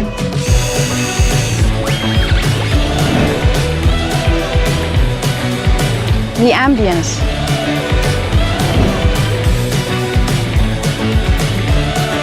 الأشياء اللي حولي. مطافي تشوفون الإبداع في كل مكان.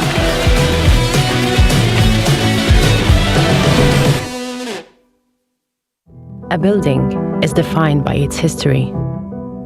When that history is abundant, it inspires and enriches everything that follows.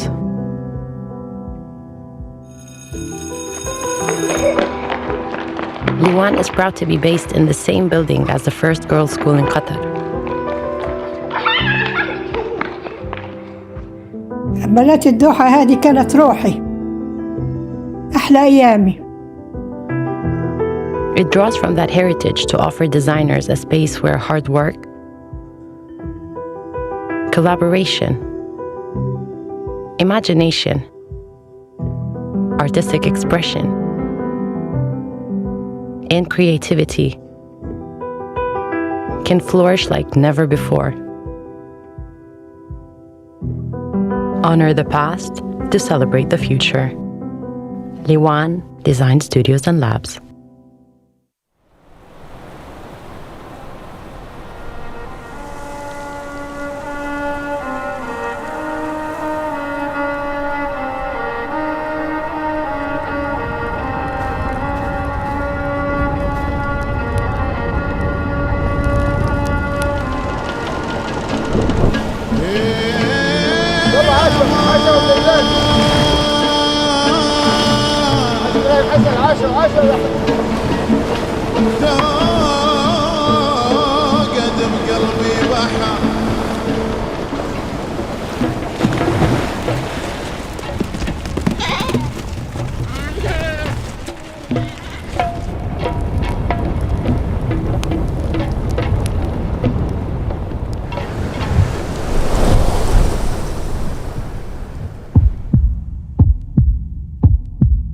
متحف قطر الوطني نبض تراثنا.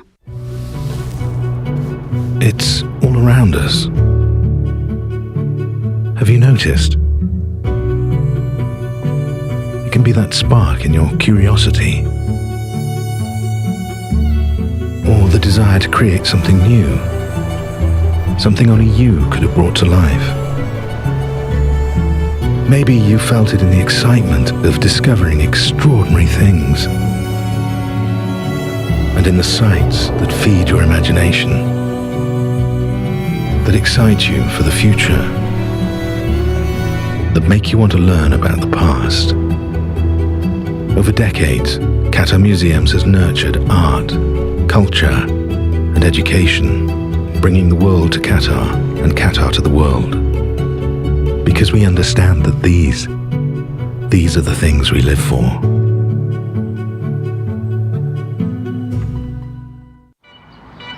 شنو يلهمك عشان تبدع؟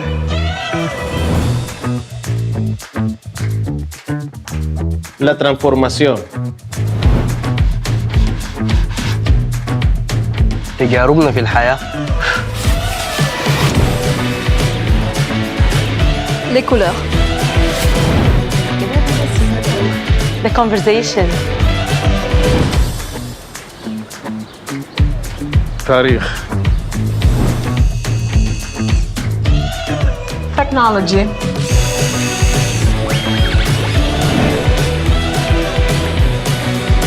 The ambience.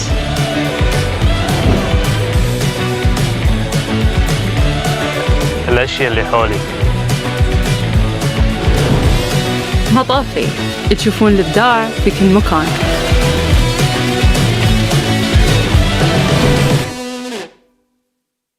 A building is defined by its history. When that history is abundant, it inspires and enriches everything that follows.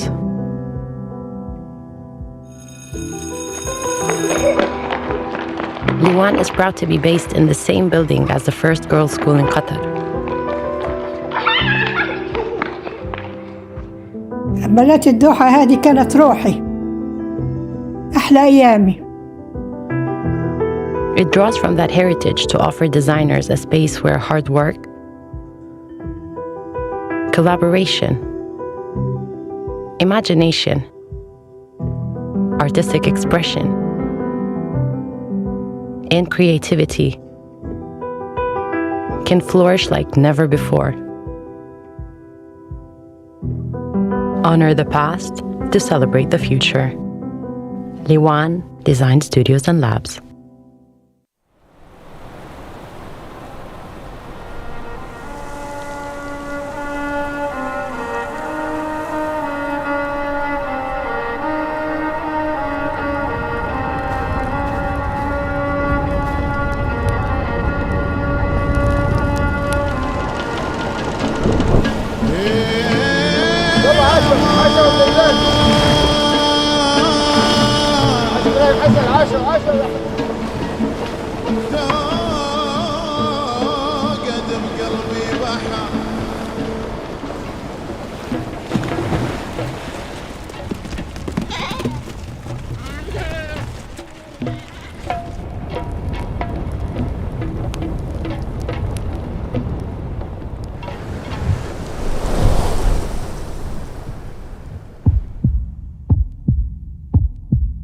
متحف قطر الوطني نبض تراثنا.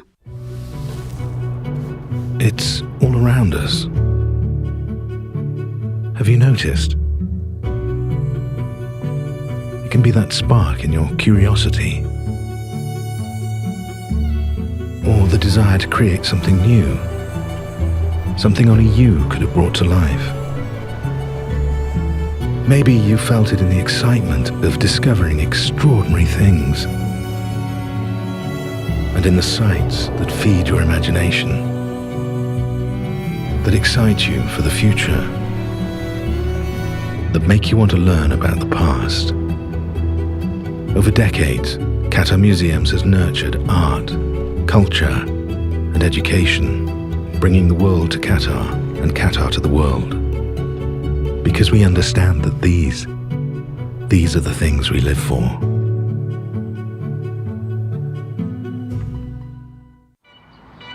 شنو يلهمك عشان تبدع؟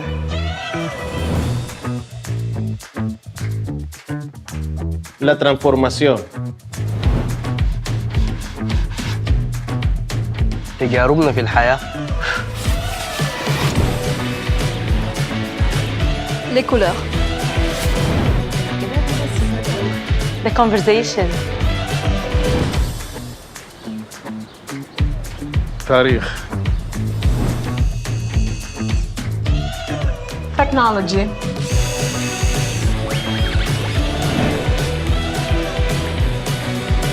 The ambience.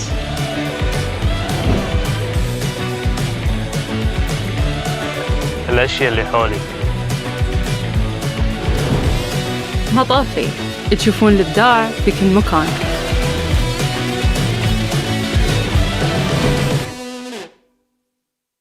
A building is defined by its history. When that history is abundant, it inspires and enriches everything that follows.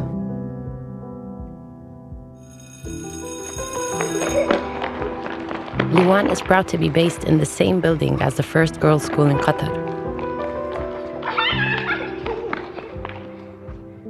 بنات الدوحة هذه كانت روحي أحلى أيامي.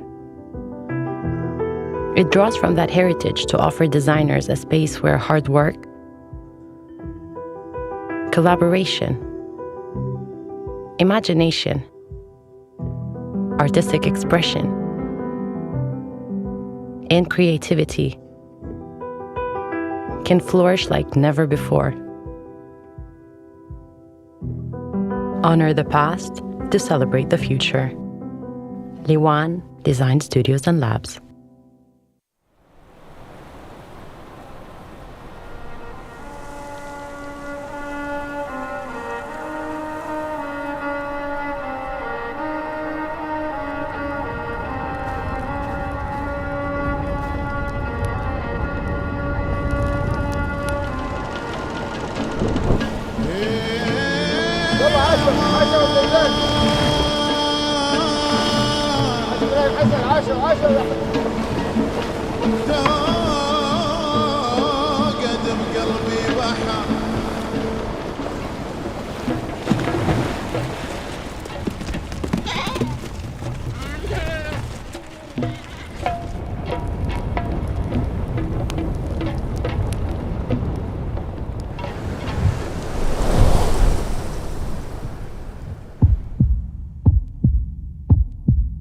متحف قطر الوطني نبض تراثنا. It's all around us. Have you noticed? It can be that spark in your curiosity, or the desire to create something new, something only you could have brought to life. Maybe you felt it in the excitement of discovering extraordinary things, and in the sights that feed your imagination, that excite you for the future, that make you want to learn about the past. Over decades, Qatar Museums has nurtured art, culture, and education, bringing the world to Qatar and Qatar to the world. Because we understand that these are the things we live for.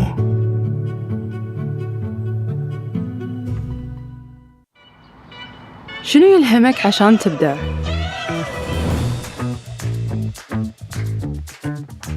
La transformación. تجاربنا في الحياة. Les couleurs. The conversation. تاريخ.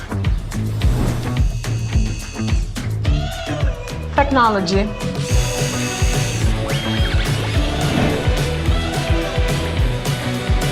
The ambience.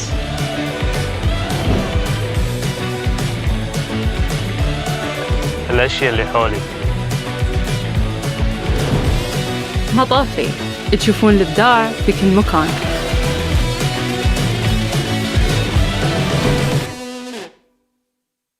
A building is defined by its history. When that history is abundant, it inspires and enriches everything that follows.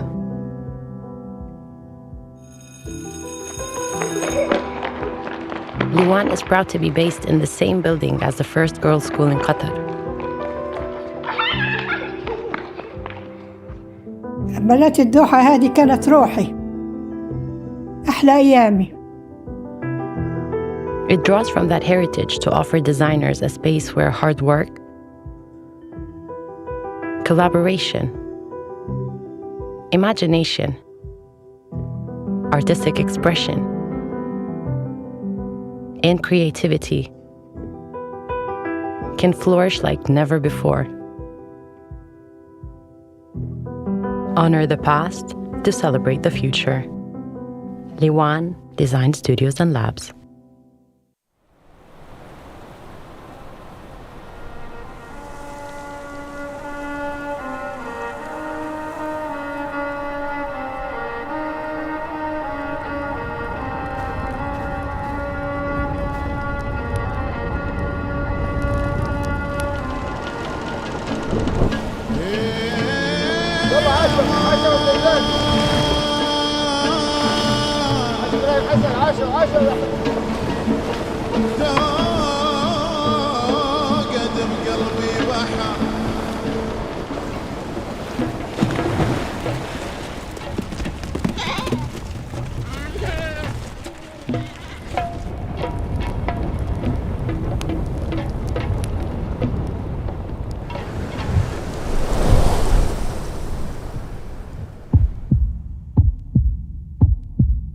متحف قطر الوطني نبض تراثنا.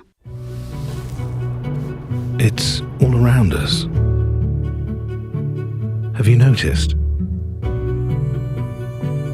It can be that spark in your curiosity, or the desire to create something new, something only you could have brought to life. Maybe you felt it in the excitement of discovering extraordinary things, and in the sights that feed your imagination, that excite you for the future, that make you want to learn about the past. Over decades, Qatar Museums has nurtured art, culture, and education, bringing the world to Qatar and Qatar to the world. Because we understand that these are the things we live for.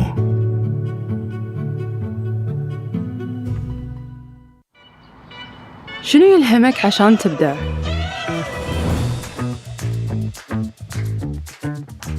La transformación. تجاربنا في الحياة. Les couleurs. The conversation. تاريخ. Technology.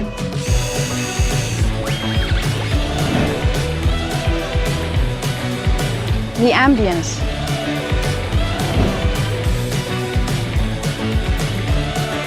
الأشياء اللي حولي. مطافي تشوفون الإبداع في كل مكان.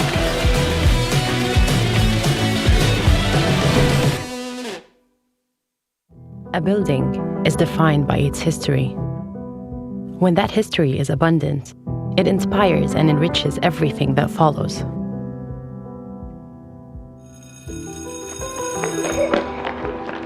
Liwan is proud to be based in the same building as the first girls' school in Qatar. بنات الدوحة هذه كانت روحي أحلى أيامي. It draws from that heritage to offer designers a space where hard work, collaboration, imagination, artistic expression, and creativity can flourish like never before. Honor the past to celebrate the future. Liwan Design Studios and Labs.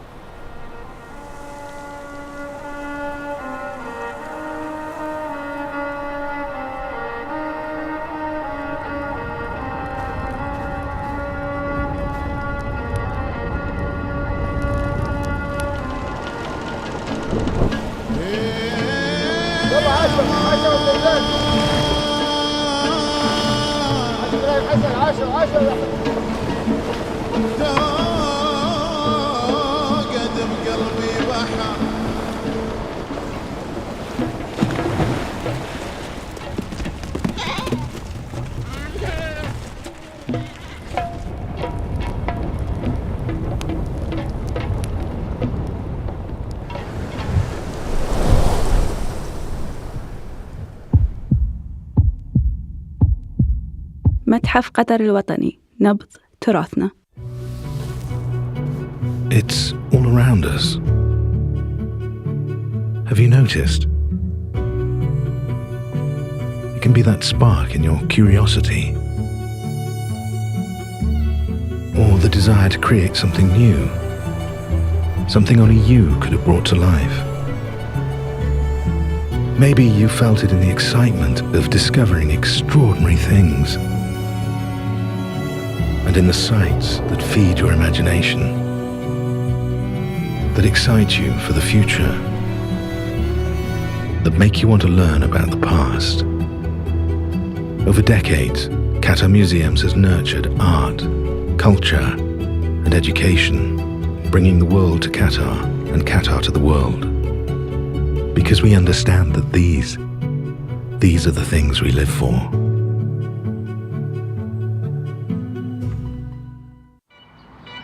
شنو يلهمك عشان تبدع؟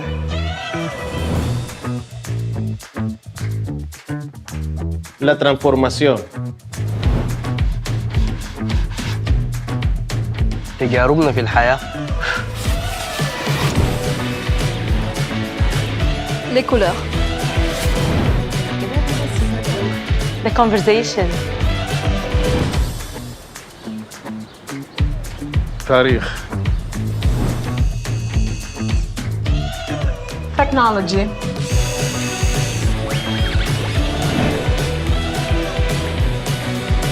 The ambience.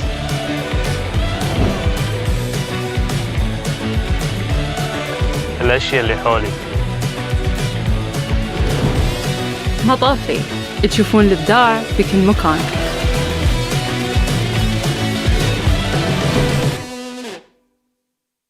A building is defined by its history. When that history is abundant, it inspires and enriches everything that follows.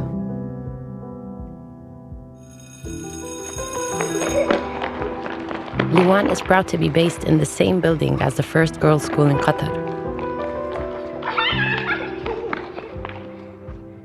بنات الدوحة هذه كانت روحي أحلى أيامي. It draws from that heritage to offer designers a space where hard work, collaboration, imagination, artistic expression, and creativity can flourish like never before. Honor the past to celebrate the future. Liwan Design Studios and Labs.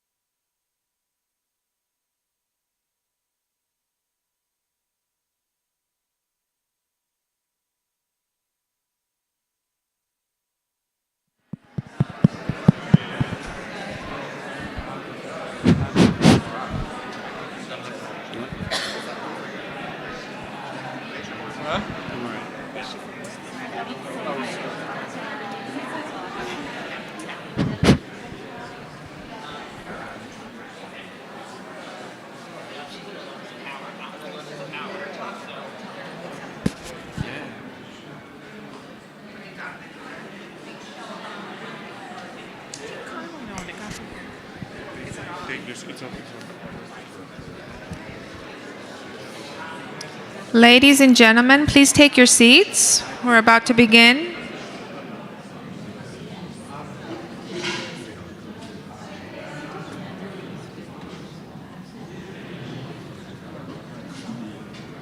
Good morning, Nicole. Good morning. How are you? Good, good.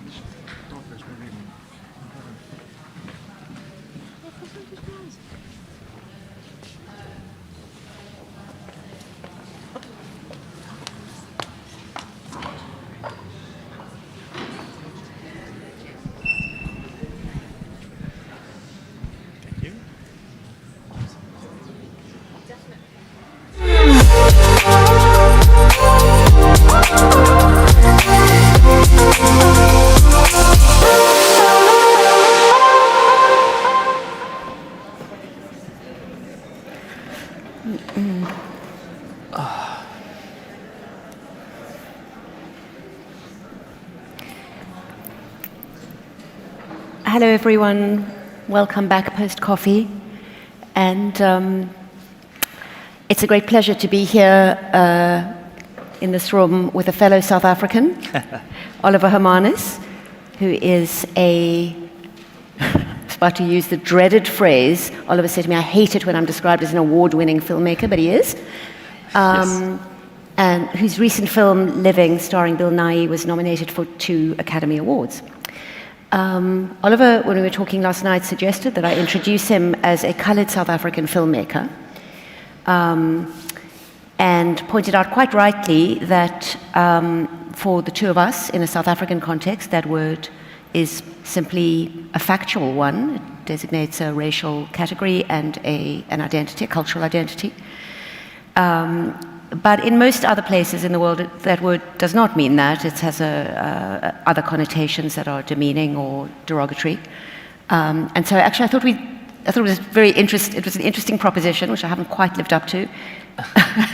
But I thought I'd ask Oliver to talk about a colored identity and in the South African context, and the way in which that feeds into your work. So my race is a colored person. That's the racial designation that I identify as, and that's the product of apartheid. It was a name given to the group of people that were ultimately the product of the intersection between colonization and violence, really, because South Africa, in terms of its genesis as a country, is the product of the Dutch East India Company coming through the Cape and creating a sort of interracial in the late 17th century, yes. Yeah. And so I am somehow a mix of all of that.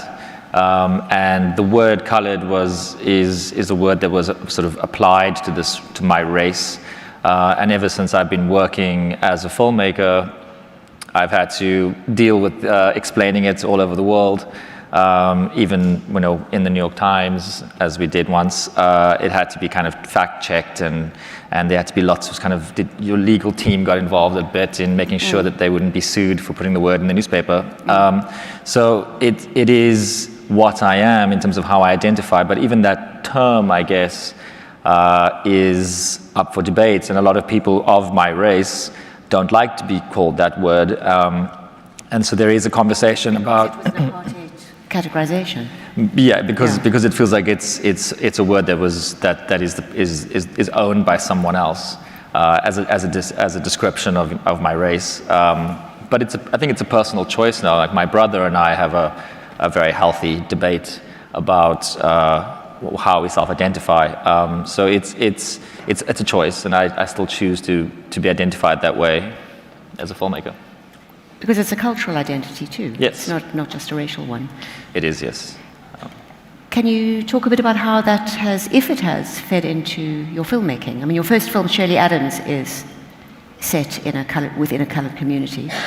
Yes, obviously South Africa is a multitude of cultures and races and languages. And when I made my first film, it felt natural to make a piece of work about what I knew most instinctively, and that was my own sort of textural culture and characters from a place that was recognizable to me, where I grew up in Cape Town.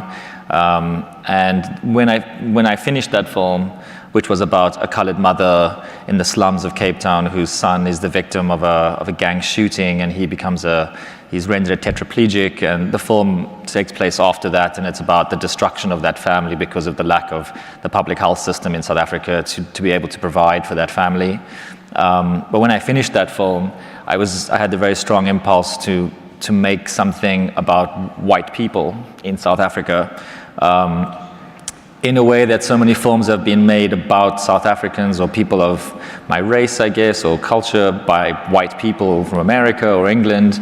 I had the impulse to sort of subvert that and make a piece of work as a colored person about white society in South Africa. And on top of that, wanted to make a film about repression. And so I made this film called, in Afrikaans, it's in Afrikaans, it's called Skoonheid, which means beauty in English. When that film premiered at the Cannes Film Festival, it was kind of a volatile reaction because one, it's a very graphic film about sexual violence, but the other thing was there was this real backlash in South Africa because it was, how dare I make a piece of work about white South Africa as a non-white person. And that was true too for Mofi, wasn't it? Yes. Yes. And then I doubled down on that and made another film about white South Africans during apartheid in the army, and that was an even stronger reaction. Can you talk a bit about the subject of, well, I'll explain the subject of Mofi, which is about a young conscript. The film is set in '83, I think, yes. The year of Oliver's birth. When, at that time, all South African white men had to go to the army for 2 years. It was obligatory. And the film is about a young white young man. He's 18, who goes to the army, goes to what was called basic training, the first 6 weeks or 2 months, a couple of months anyway. Months, yeah. And his experience, and it is partly about his discovery of his sexuality, but not exclusively. It's also about a lot of other things: repression, shame, toxic masculinity. But I remember when I interviewed you for the New York Times piece that we did on Mofi, you said that your mother's reaction when you said you were going to do it was something like, "Does the world need another story about, white men, poor white men?"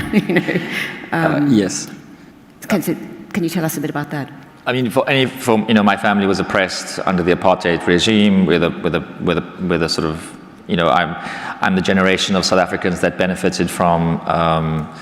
I was born during apartheid, but I've lived most of my life outside of apartheid. But I was that first generation to go to university, even high school, post-apartheid. So I was that front runner in a sense. And so for my family, everything that I've done has been a first in a way, and there's been a lot of pressure that comes with that. We actually call it apartheid tax.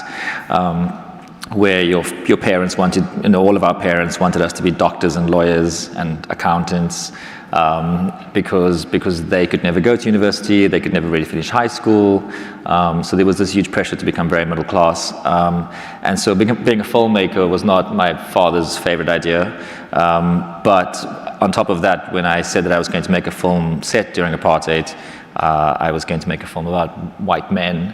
As potential victims of the system, because they were indoctrinated into the army, and that was just a very difficult challenge for my mother, who would have preferred I'd made a film about Nelson Mandela. Yes, yes, exactly.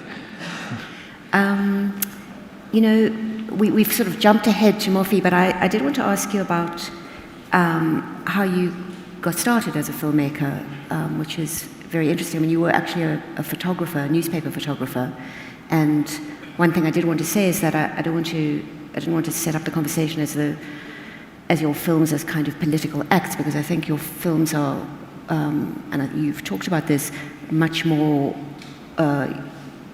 acts of portraiture, and almost an extension, as you I think once said in one early talk, of the impulse to capture a moment and yes. make it.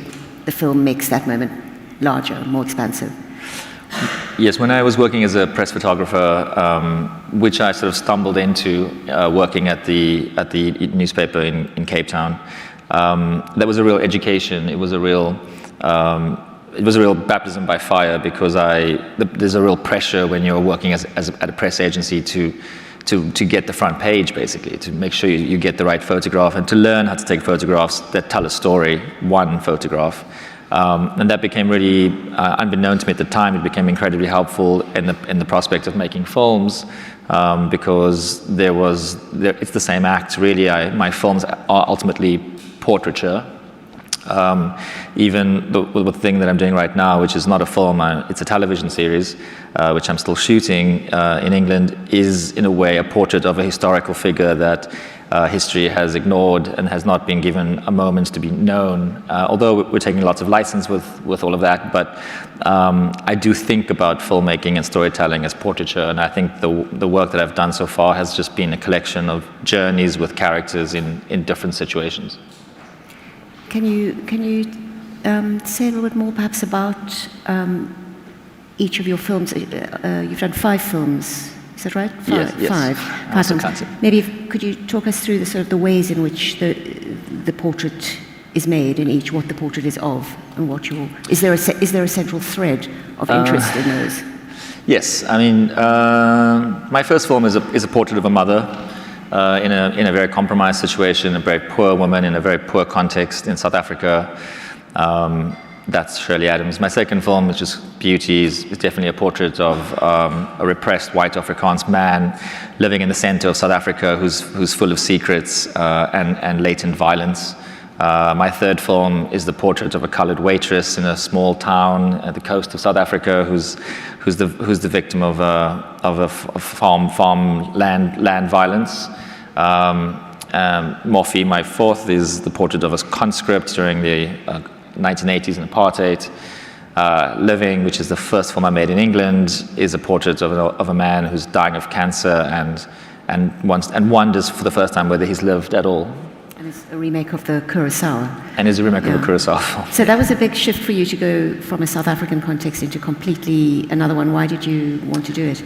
I got a phone call from Kazuo Ishiguro, the novelist, famed novelist, and he was like, "Look, I want to make a movie. We want to make Living. It's a film that's a remake of a Curaçao film, which is originally called Ikaru, but I want to set it in England. And we saw your film Morphe, and we'd like you to direct it." And I said no initially because it just felt like a fool's errand to take on Kurosawa as a giant of cinema. But I eventually realized that I wanted to do it and met with the producers and the studio and all of that. And then here we are. Oliver, I wanted to ask also about the project that you have at the moment, Mary and George. I don't know how much you are able to talk about it, but it's, again, that's a complete departure. It's your first time working in television. Yes.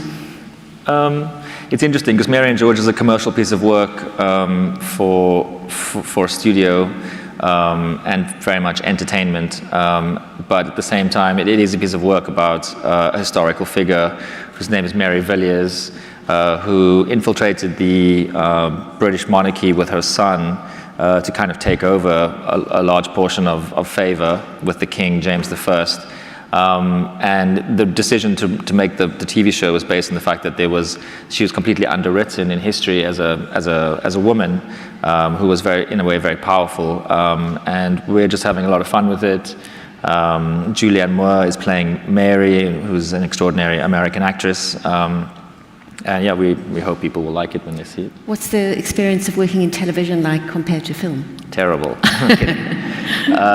Television is different to film. Television has changed the way that we work today. Television has become the space for narrative. It's become the space for long character stories. Television has become such a different beast because of streamers.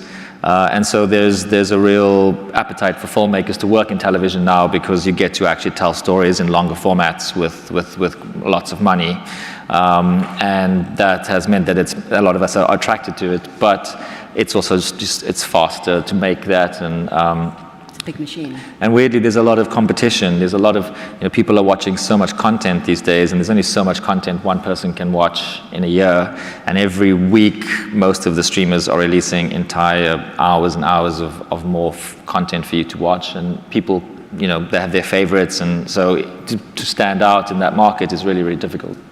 Can we backtrack and talk about how you actually became a filmmaker? It's an interesting story, and your path to that. I remember you saying in the interview, the Morphe interview, that there was a moment at which you knew you wanted to make films and couldn't see how, as a coloured man in South Africa, you were ever going to do that, and then something happened.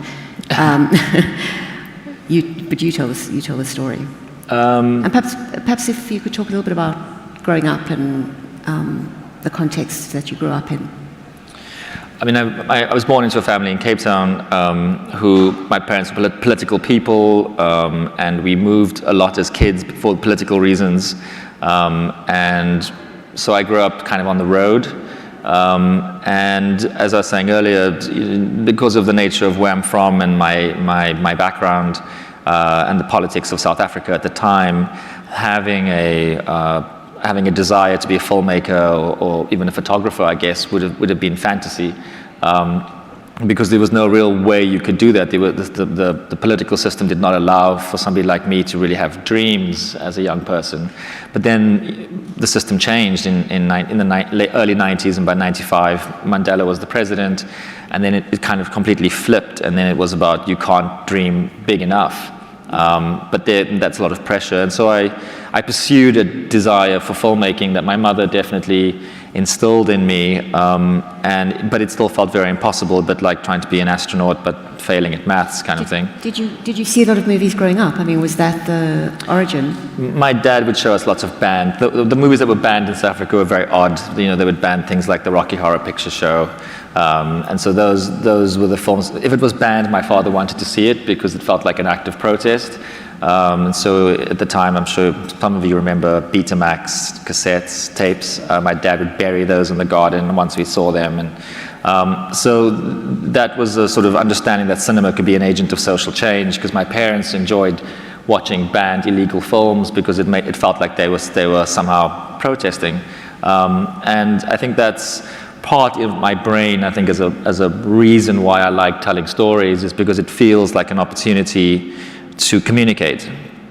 And when I went to film school, which I was able to go to through a private scholarship that I stumbled upon in London. Do you not want to tell the story of how you stumbled upon that? Roland Emmerich? Yes. Yes. I randomly met a very famous filmmaker in Cape Town, a German-American filmmaker who was in South Africa to make a film.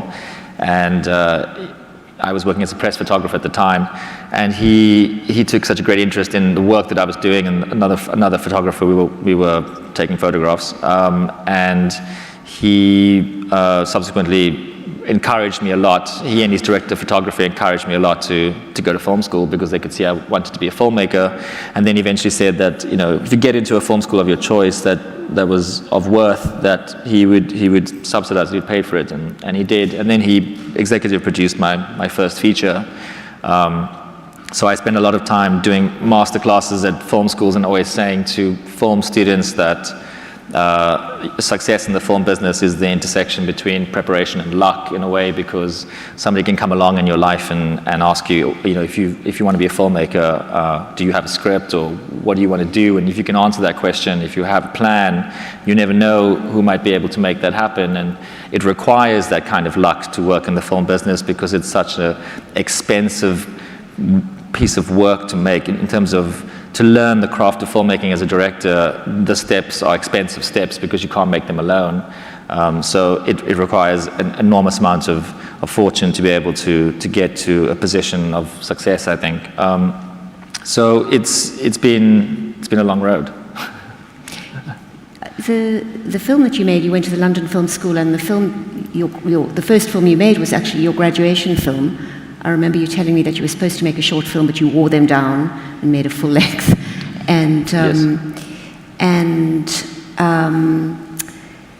that film was very successful, actually, and sort of launched you. Did you feel a lot of pressure at that point? Was it difficult to continue, I suppose, is what I'm asking. After you'd made that, what was the next step? Was there faith in you in the South African filming community? No. I was making, when I made my first film in 2008 in South Africa, that year South Africa made 12 feature films, and they were all just, you know, genre pieces of work for what they hoped to be a growing audience. And I made a very abstract piece of work about a mother in a slum who's trying to care for her tetraplegic son. The style of the film, the inspiration of that film is, you know, social realist work from Europe that I had been exposed to at film school when I was in London. And so it was a piece of work that audiences in South Africa just had very limited exposure to in terms of understanding a narrative like that, or valuing a narrative like that as entertainment or as a reason to go to the movies. So it was just this sort of like fringe piece of work that had more cultural value, in a way, being shown at festivals all around the rest of the world. And then with my second film, which changed everything because it premiered in Cannes. It sort of amplified that, but at the same time, that particular film was banned in 23 African countries because of its sexual politics and the nature of the character and the character's sexuality. So it's always been a disconnect between where I'm from and the things that I've made in South Africa and where it's been sort of celebrated or exhibited, because I've exhibited my, in the film world, in terms of the kind of films that I make, the two exhibition spaces that we all kind of lean toward or need to show our work in is Cannes or Venice. And to show films in those two competitions is extremely difficult because every single filmmaker in the world is trying to get their work in front of those two ultimate curators, being Thierry Frémaux and Alberto Barbara, who choose 20 films every year to put into their collections. And that will change your career as a filmmaker if you're programmed that way. But it's such a high-pressure thing. And my third film, The Endless River, was the first South African film to ever be selected for competition in Venice.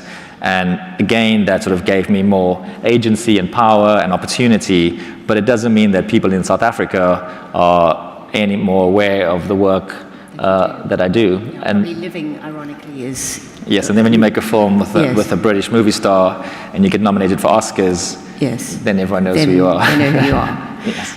You raised the issue of sexuality, and this is something I wanted to ask you.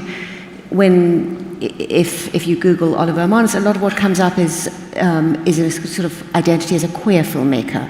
And I wondered how you felt about that. You've never really talked about that when we've had conversations, but is that a definition you embrace, resist? How do you feel? You won didn't you win the Queer Palm in at Cannes? Yes. For Schoonheid? No? Yes, for Schoonheid. I mean, these are just labels. I feel like, I can be the South African filmmaker, I can be the colored South African filmmaker, I can be the queer filmmaker, you can be the award-winning filmmaker, you can be the Academy Award-nominated filmmaker. You're just a filmmaker. And queer as a descriptor for me is the least relevant because not all my work has been about queerness. It's as random as saying straight filmmaker Oliver Hermanus. Indecisive. Yes. I asked you a little earlier, and I think we sort of got off the topic about whether there's a thread that you think there are themes in your films that connect, that interest you. You've mostly written or co-written your own films. They've been your projects, your ideas. And I wonder if you see common ground. They're quite different in many ways, but do you see... I think the interest that I have that evolves, I think as a filmmaker you're always evolving, like any person who works in an artistic art framework, is that, well, for me at least, it feels that the desire always is to make something and then kind of revolt against it or make something else. What I like, I think, thematically across different work is the challenge to an audience of engaging with characters who you might not like or you might not ever meet in reality or never fully understand, and through the subject of a film, you're kind of arresting people's attention and asking them to spend time with somebody that they would never meet in their normal lives, and that seems exciting. That's kind of, and so the more challenging the character is for the audience, the more compromised that character is, or the more denied or oppressed or afraid or whatever that thing is that the character is dealing with as the primary experience of the film, is an exciting thing to sort of excavate. And I think what I've also learned, because the TV show that I'm doing right now is set in 17th century England, is that it's an opportunity for me to learn and to be better at my job, to be better at the sort of very much I work in the entertainment industry kind of attitude of my job.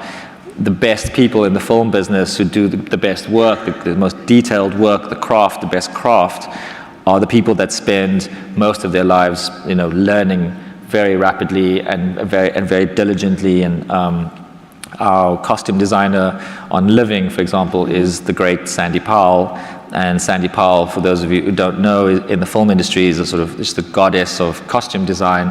because she's just won so many awards. She's won 3 Oscars. She's been nominated for 15 of them or something like that. She's won hundreds of BAFTAs.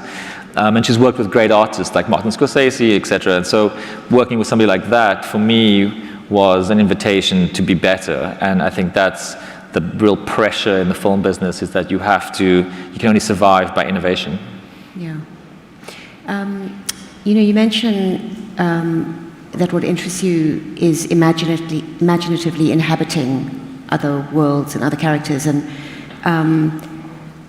I wanted to ask you a sort of extension of the question that has been the theme of this conference, which is, can art change things? Can art have a real social impact? And I think film is one of the areas in which, or visually, or TV probably, it can.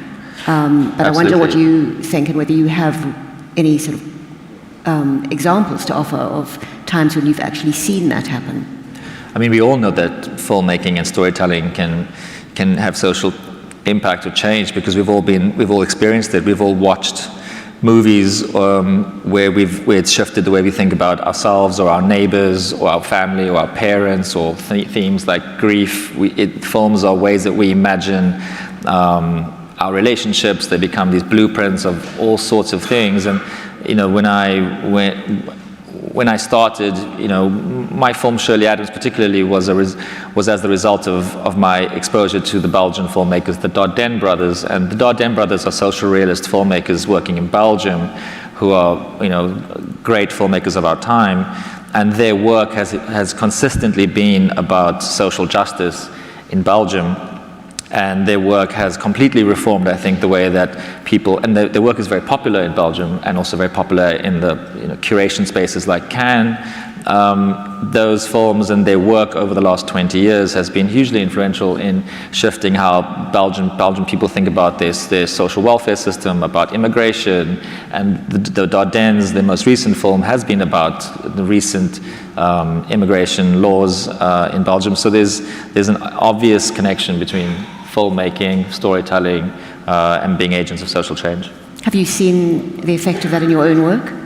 Well, because my film Morphe was such an electric wire about toxic masculinity in South Africa and about queerness, because if you were a gay man or gay person in South Africa during apartheid, that was illegal, you were a criminal.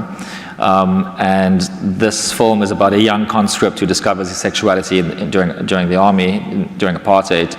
And I was obviously inundated. You're inundated with people sending you messages, wanting to connect with you because it's their story and because it shifted how they felt about themselves, about their brothers who died, who they never knew were gay. And the power of storytelling is that it allows people the opportunity to engage. And to empathize. And to empathize, because you, again, as I said, like there's that arrested ask, that sort of suspension where you ask an audience to spend time with somebody they wouldn't normally spend time with. We've got about a minute. If anyone has questions for Oliver. Over there, is there a microphone? Okay. Hi, my name is J.A. Ford. I'm with Cultural Museums, but my question to you, I'm a big fan of the work. We've been in for the last 2 days surrounded by a lot of talking. The thing that strikes me about your work is the embracing of silence and the use of ambient sound, as opposed to a lot of talking, a lot of dialogue.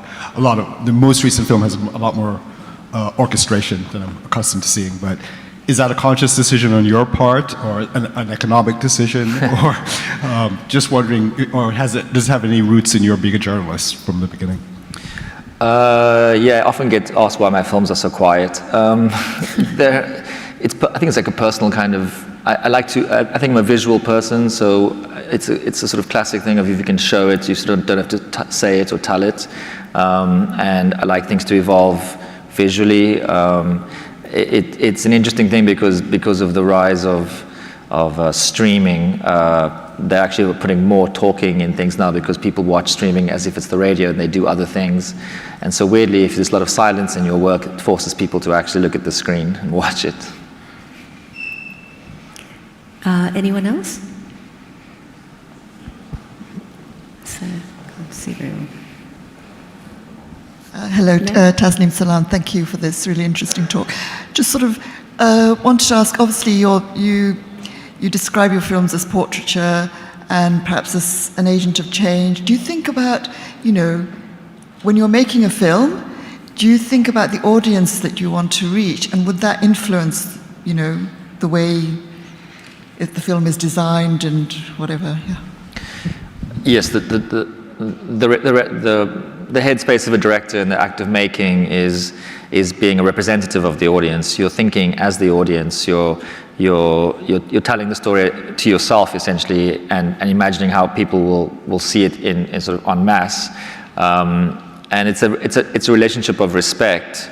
It's an assumption that I need to make this worth your while in some sense, challenge you in another way. I think the best films that are made are films that are very interesting and important questions and pose an important question as opposed to providing any answers. So I'm constantly kind of refining my question as I'm directing, hoping that that'll be a valuable question to a group of people in the dark who will leave the cinema and spend a lot of time talking about that question, or trying to answer that question, or being problematized by that question, or reassured by that question. I think that's the success of any film, in the kind of films that I make, is that experience for an audience. I think Amos Guitar yesterday used the phrase, I can't remember the exact phrase, but he talked about his filmmaking as an act of disruption. I mean, that sounds like what you are saying here, that the film as question, as provocation. It has to be provocation. You have to, even if, when I made my Living, the reason why I chose to make Living, besides, wanting to work with Kazuo Ishiguro, was I'd never made a film about a positive emotion, in a sense. I'd never made a film about grief and death in a way that would be an embrace to an audience, because my films have always been more disruptive, and that was the challenge. And so it's a strange feeling when you're sitting in the back of a room in a test screening and you've got 400 people crying en masse at the end of a film because it's so effective emotionally. It's an interesting thing to know that that's the thing that you're fine-tuning as the maker, and that what you've been thinking about, will this affect people? Will they empathize with this character's plight? And then you're experiencing very real emotion in the room. We're over time, so I have to wrap up, but I'd like to thank Oliver very, very much for this fascinating talk, and thank all of you.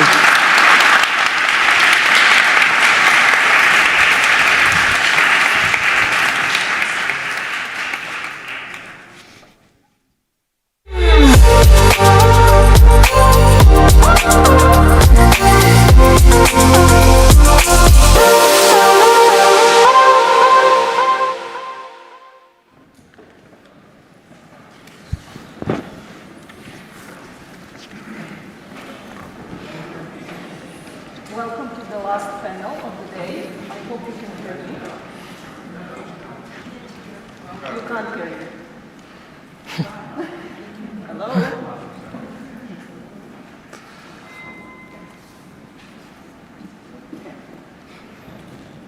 Well, as I say, it's the last panel of today and of this conference.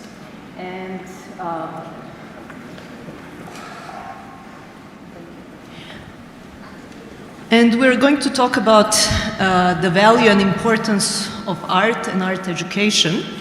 So I guess it's rather appropriate that we're left for the very end.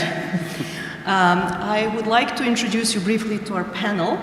To my right is Alison Cole, who's the author and editor of Art newspaper. Mariko Silver, president and CEO of Henry Luce Foundation. And Amir Berbic, Dean of Virginia Commonwealth University School for the Arts in Doha, Qatar. Welcome. I thought we would start by asking you a personal question, because doing research for this panel, I learned that all of our panelists come from background where their parents were either artists in the arts or in education. So I wanted to ask you, what were those early experiences, your early exposure to art? What has that done for your appreciation for the arts, your life path, and general outlook on the value of art education? Alison, would you like to begin? Okay, am I working? Yeah. Good. Well, I was very lucky to grow up in a household that was just full of art and writing. My mother was an artist, an illustrator. My father was a writer and a great lover of Italian Renaissance art.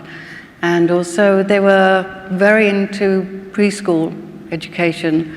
So they combined together and they made programs for preschool children, which taught people to see, feel, think. It was like a philosophy of life. So for the UK people, it was bod and finger bobs, which were these little puppets that my mother used to make.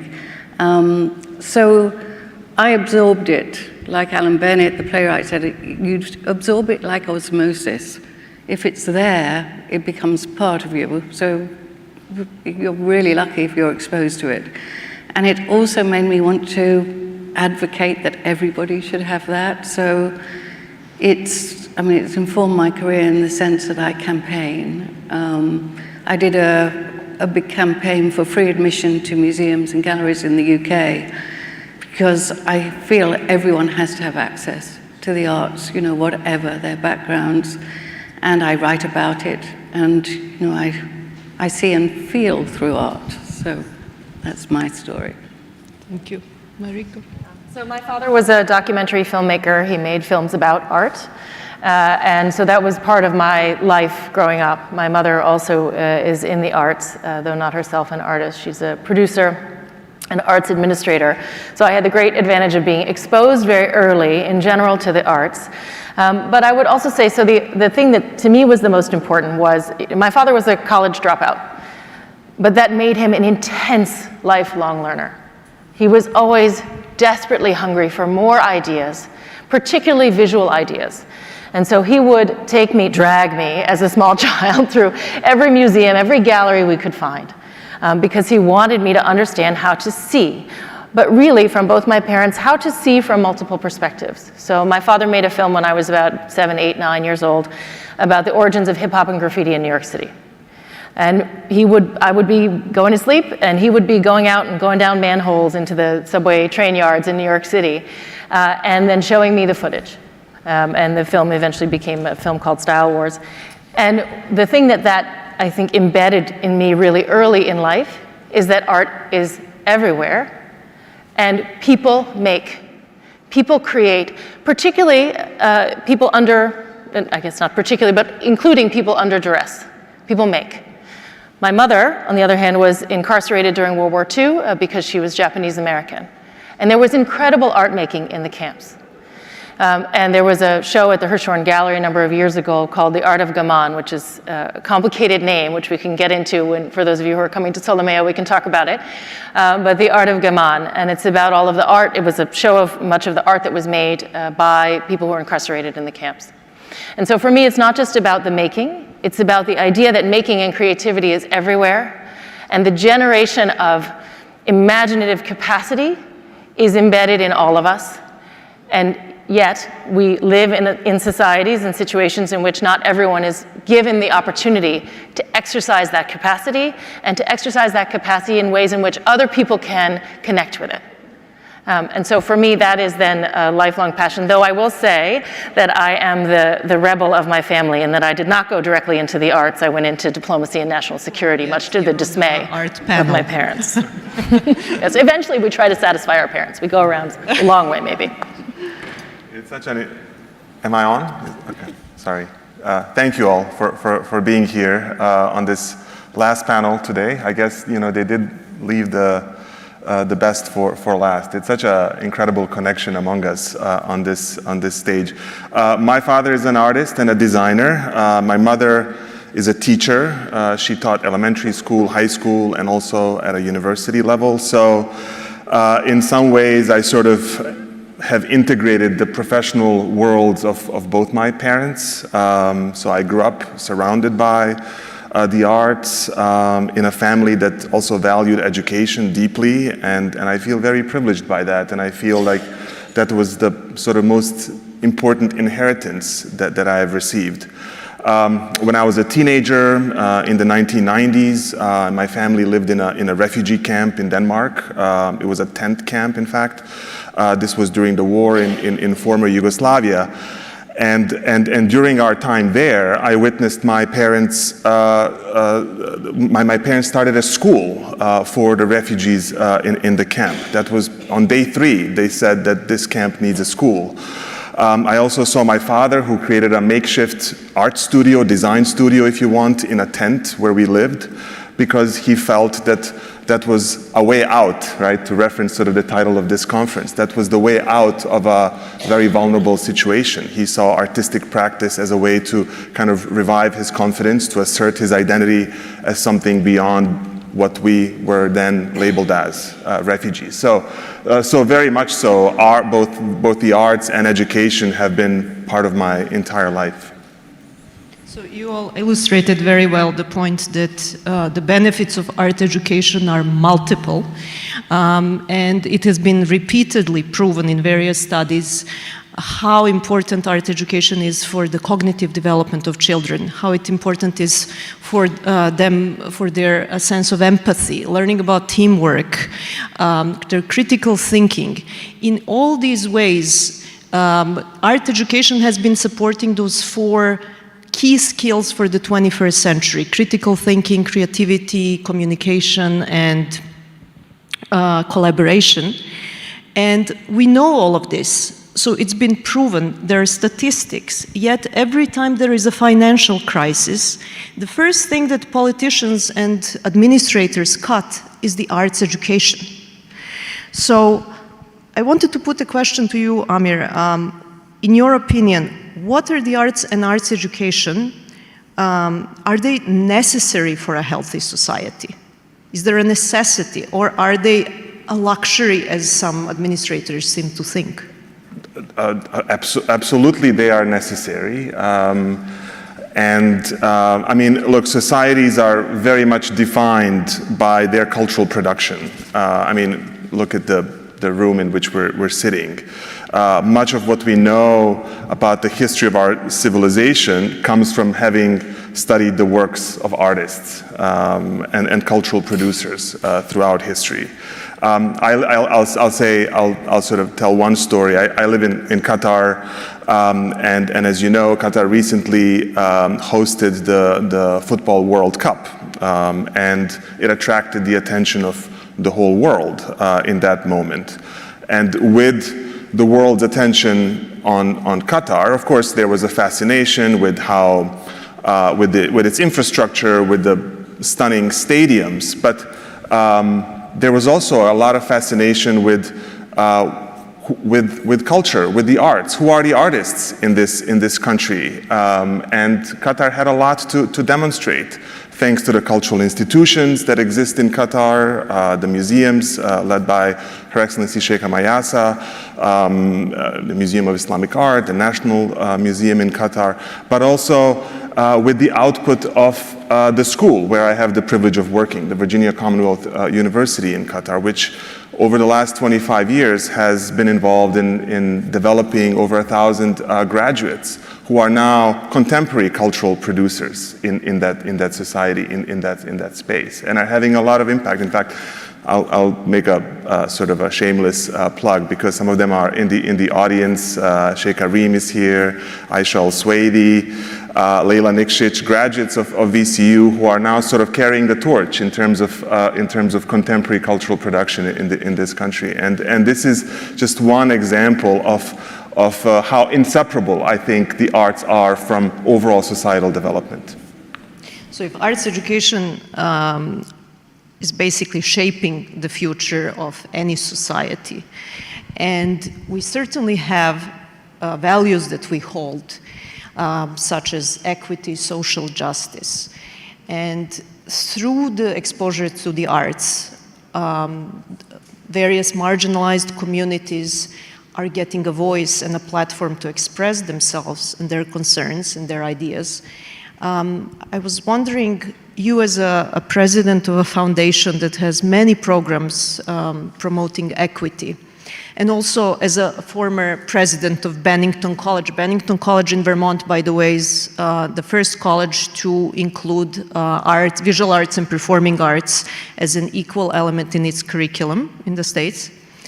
I was wondering, how did you promote the arts while you were in college, I mean, as a president? How did you promote the arts, and how did you ensure that even those who came from backgrounds where they did not have art education prior to the level of college could engage in the arts and knew that this is a valuable learning experience? Well, I think ideally you create any learning institution as a culture of imagination, a culture of creativity, and a culture of making. And so enabling students, no matter where they're coming from, to have those experiences and to have them in ways that are not just in the mind, but are embodied is incredibly important. Because part of what I think too much higher education does is it pushes you only up into your head, only up into the mind, and only up into as though the realm of ideas lives only in the mind. But the realm of ideas is the world. Right? And we experience the world as embodied humans. And so the idea that you could understand the world around you as essentially a disembodied, I don't know any disembodied humans, there's no such thing, you're dead, right? But that you could experience the world as a disembodied brain, right, which is so much of what we drive towards in higher education, is inherently problematic. So I think there's a resetting that can happen, and the invitation for all of those students is into that resetting. When we've talked about art as the way out, someone mentioned yesterday you mentioned it, art as the way in, right? Art is the way into our humanity. It's the way into embodied experience. And without that, we're impoverished, individually and collectively. We tend to think of art education as education for artists, and then those of us who are not artists get to watch, get to observe, get to see, right? And the learning how to see is incredibly important. But what we really want, ideally, I think, is to learn how to engage with each other in all realms of making. And the arts are a way in to our individual and shared humanity and our understanding of humans as creators. Right. The inspiration for this panel came from an article about what has happened in California 2 years ago, or a year ago. And how California has miraculously decided to put $1 billion annually into arts education in its state schools, which sounds like a phenomenal story, a fairy tale, when we look at what's going on around the world in sponsoring arts education. Especially in the UK, for some 10 plus years, there has been a talk about creativity crisis, because since 2010, a quarter of all art teachers have been fired from state schools. At the same time, by the way, private schools are very much funding their art programs and creating rather an unequal situation on the university level. Also, I believe your government has famously, a year or two ago, cut the state budget for the arts by 50%. At the same time, while it's investing in STEM courses. So I wanted to ask you, Alison, how do you see all of this? What is it that private schools that are still very much funding art courses know that, private, yes, I always get confused in the British system, that state schools do not know? And what's going to happen? What kind of situation is this bound to create? Yeah. I think we all know it across the private and state sector. It's a matter of funding and morale, and the private and independent sector have the funds, and they understand that art and the arts, they make the whole person. They give you not only, that ability to move through any layer of society, but they also give you an edge in whatever job you do. So they know what they won't pass on throughout society, that, that the arts enable you to be good at any discipline. They give you all the skills that you need in a cross-disciplinary environment, which private education can do very well. And so in the state sector, you've got, for the primary school level, you've got non-specialist teachers. 60% of them don't feel confident in teaching art, whether it's drawing, painting, or, you know, a little bit of analysis. You've got no funds for crayons, paints, you know, it's that basic. And you've got no funding for school trips to museums and galleries.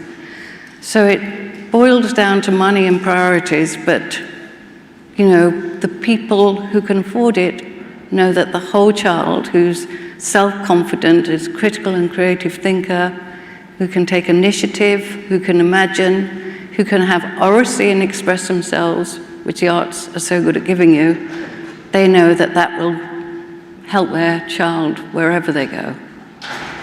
Thank you. Yes. Absolutely. Just to say, I mean, there's a saying that most of you probably know from international diplomacy and national security, we're always fighting the last war. In my opinion, such a strong emphasis on STEM is the equivalent of fighting the last war. Not that STEM is not important. The Luce Foundation has a lot of investment in particularly advancing women in STEM fields. But when you look at what's happening in terms of AI, in terms of manufacturing, et cetera, yes, we still need engineers. But we need engineers who can imagine, and the rest of us who are never going to be engineers need the kinds of capacities that Alison was talking about. Because as AI and so forth take over routinized tasks, we're going to need to imagine different futures. So given this interest of the industry to support STEM courses, how do you then fight for the arts? How do you convince the society at large and decision makers that arts are essential? How do you do that? I think it's an excellent question. I would welcome ideas from the audience, but I think there's a larger argument to be made, as you were pointing to with your original question, around what kind of society do we want to be? Do we want to be not just a humanistic society in the sort of older sense, but really do we want to be a society in which we are able to think together, understand each other, or do we want to be a society of workers? It's very simple. Even when we look from a practical side, for instance, there was a survey on LinkedIn recently about the most wanted skills by all the employers. And it was always creativity, by far the most wanted skill. And what can be more creative than going through an arts education? I remember when I was still working in academia that every year in spring, at the end of the fourth year, there would be investment firms and banks coming from New York to Princeton to hire students from the art department. Why? Because they knew that these are the new creatives and they're going to think out of the box and have new solutions for their businesses. So given that, what do you think art education has to offer in terms of approach, in terms of a pedagogical approach to other subjects? How does it fit in within the larger picture and within other fields of endeavor? I mean, to your point, in academia, definitely, I'm observing that there's an increased attention and an increase in the attention and the incentives for cross-disciplinary collaboration, and the arts, art, design are usually almost always included in that equation. There are innovation centers, many universities which include creative practitioners in the equation, working alongside engineers, medical researchers, business people, if you want, because there's a recognition that the complexity of world problems cannot be done in sort of silos. It requires a kind of an integration. And I think that the arts have shown their worth. It certainly, I think, expands sort of the recognition and the value that the arts are receiving through this work. I mean, it certainly has expanded access to resources. Arts faculty, for example, have more access to resources if they are involved in these sort of cross-disciplinary or interdisciplinary projects.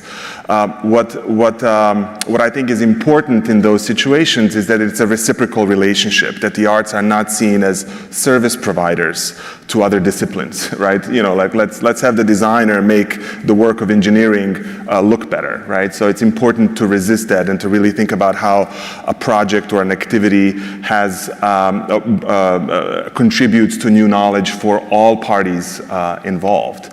And then the other thing I'll say is that as much as I'm excited about this work, and I can say that, for example, Virginia Commonwealth University in Qatar exists in Education City, which is in partnership with the Qatar Foundation, which is this fantastic space of several universities coming together from various disciplines and collaborating on projects. I mean, we have a physicist collaborating with a fashion designer to develop garments and fabric that have treated with nanoparticles with direct health benefits, for example.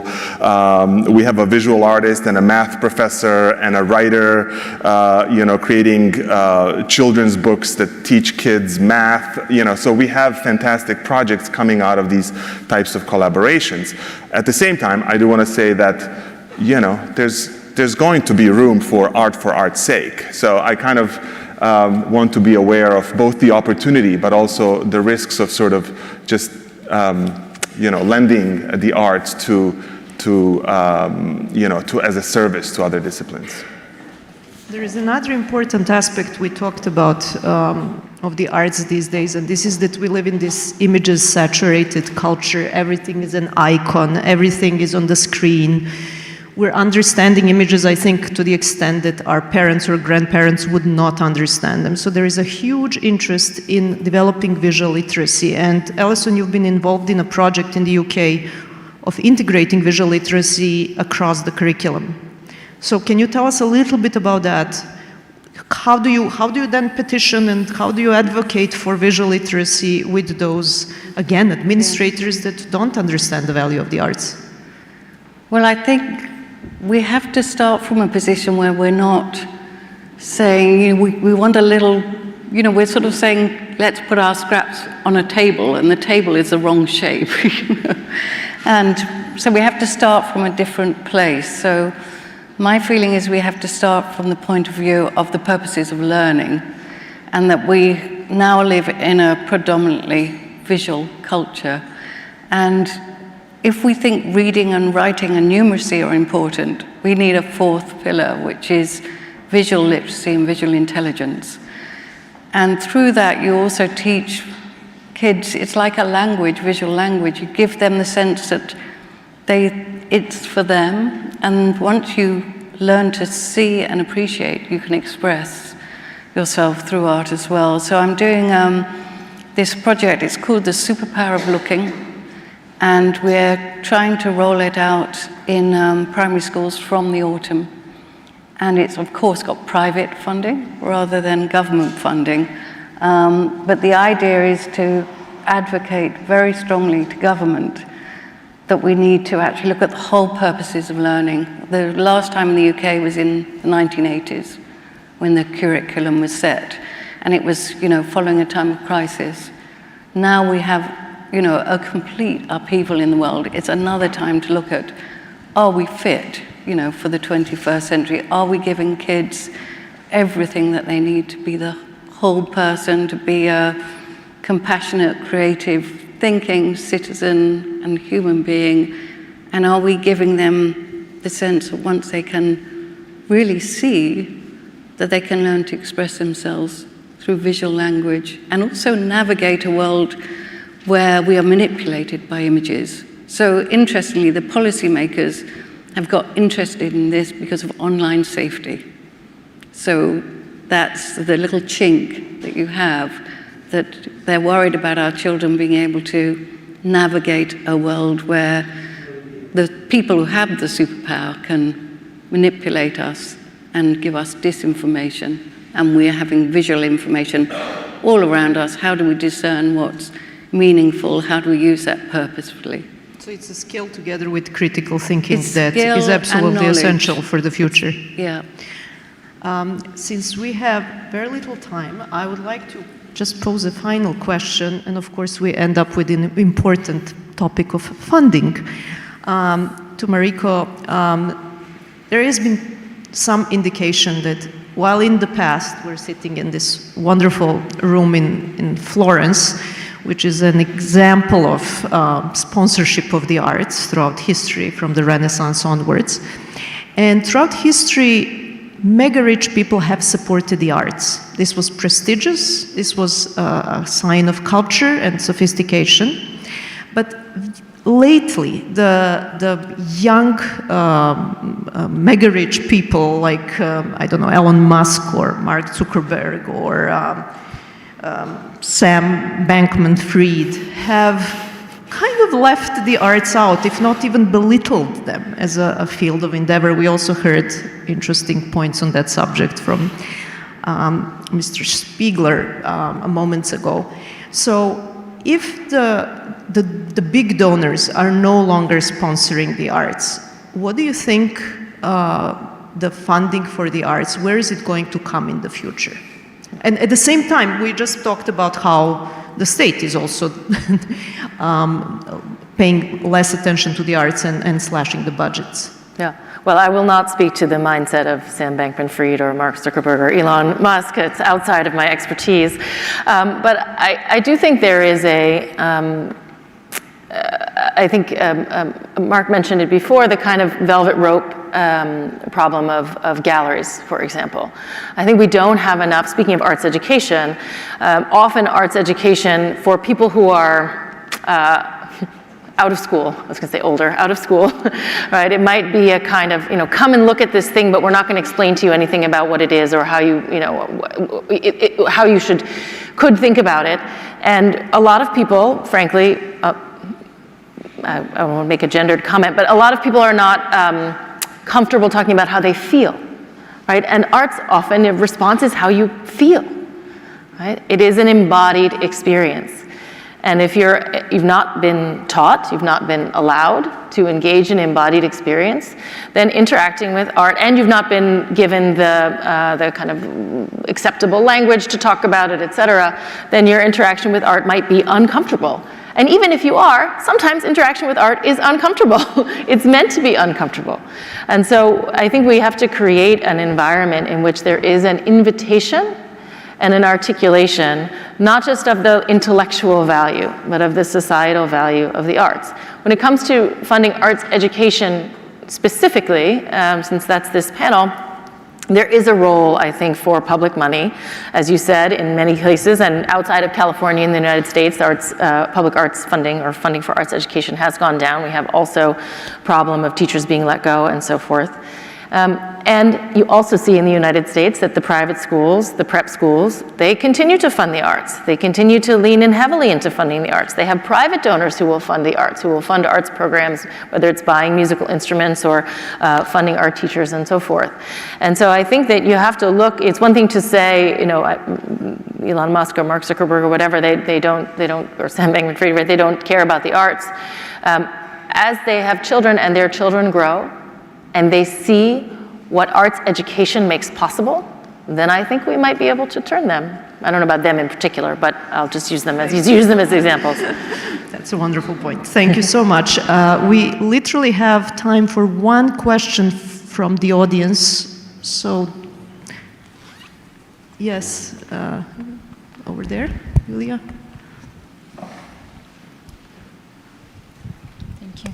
Can you hear me? Yes, excellent. My name is Julia Kolbasova, and I consult private clients on education opportunities. If we had a bit more time, I would have asked a lot of you who are parents, who of you actually consider luxury for your children to go into arts education, to get arts education, and then to survive, let's say? Because I think a lot of parents, at least a lot of my clients, they associate kind of STEM or science or economics education with ultimate survival of their child. So my question to you is, what can we as institutions, because you represent various institutions, can actually do to educate the parents that there are a vast majority of various degrees in between STEM degrees and actually being a painter, which will ensure their kids' survival, if you wish? Or what can we do to educate the parents even, that there is, for example, architecture and sociology, etc., etc. If you can comment on that. Thank you. Thank you. I think that's a question. It's a really good question, and one that is very familiar to me as someone who's worked in a university for a long time in various institutions. All institutions are facing this question with parents and very often students who are interested in the arts not really fully understanding what that entails. What I can say is that more schools are taking that more seriously and understanding that that is the only way to kind of sustain enrollment, if you want. And I'm sorry to sort of put it in those terms. In the case of the school that I represent in Qatar, Virginia Commonwealth University School of the Arts, we are looking at ways to engage parents much earlier on, to engage students much earlier on in just promoting the arts and talking about the various pathways, career pathways for artists and designers. The good news is, and this is maybe going back to your earlier question, the good news is that emerging artists have more ways to connect than before. So there are more opportunities. Technology has allowed them to connect. There are networks which didn't exist before. There are creative hubs in various places which didn't exist before, shared spaces, etc. So I'm quite optimistic about all of this, because I think that it's a little chaotic right now, but I think just seeing the various opportunities exist that young people will find, I remain optimistic that this will work. I'll just add, I think that there's a tendency sometimes to think of the arts, even for young children, as vocational. But it's educational. That's right. So I don't know how many people in this room do the thing that they studied as an undergraduate. I don't. But I use all of those tools. I use all of those tools to make my way through multiple industries and multiple sectors. Now, if you do want to take it in the sort of straight line direction, not that any artist I know ever took a straight line, but the straight line direction of becoming an artist, in the United States, it's $1 trillion industry, or sector. It's $1 trillion sector. 4.9 million people are engaged, gainfully employed in arts and related sectors and subsectors. Right. So you can get a job as an artist or in an arts-related field, but just because you got an arts education doesn't mean that you're limited to that. Exactly. Thank you so much. And I just wanted to, I hope that what you will take away from this is the fact that arts education is important for everybody, not just artists, but most and foremost for society. Thank you very much. And now for our praise. Thank you.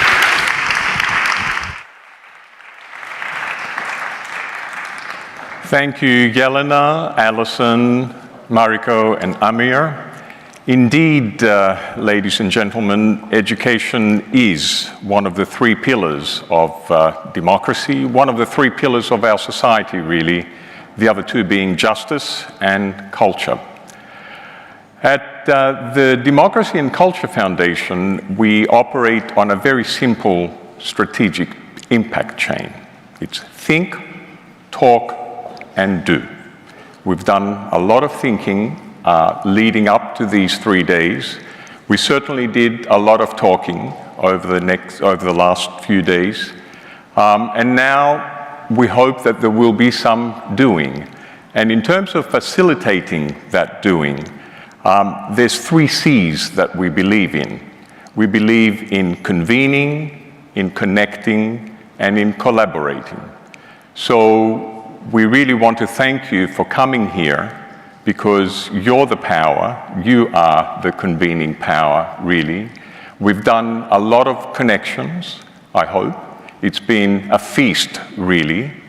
And a lot of collaborations, I hope, will come out of this. So a feast of content, of experiences, but also of connections. That's the important thing. And it ain't over yet. We have lunch for more talking and more connections. And lunch will take place at the same place as yesterday. So we walk down and go across the piazza, the beautiful piazza. Then at 2:30, there are some experiences. So Ferragamo Museum, the Handicraft Exhibition, and US Consulate Building. All wonderful experiences. There's still a little bit of space for those of you that haven't booked for the Handicraft Exhibition and for Ferragamo. And don't forget that the ARIA Art Gallery is open for the Biodiversity Exhibition, is open until Sunday.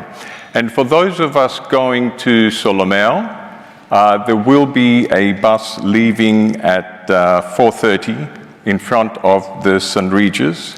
And talking about Solomeo, Brunello Cucinelli and his team are waiting for us, for the 70 people that are going there.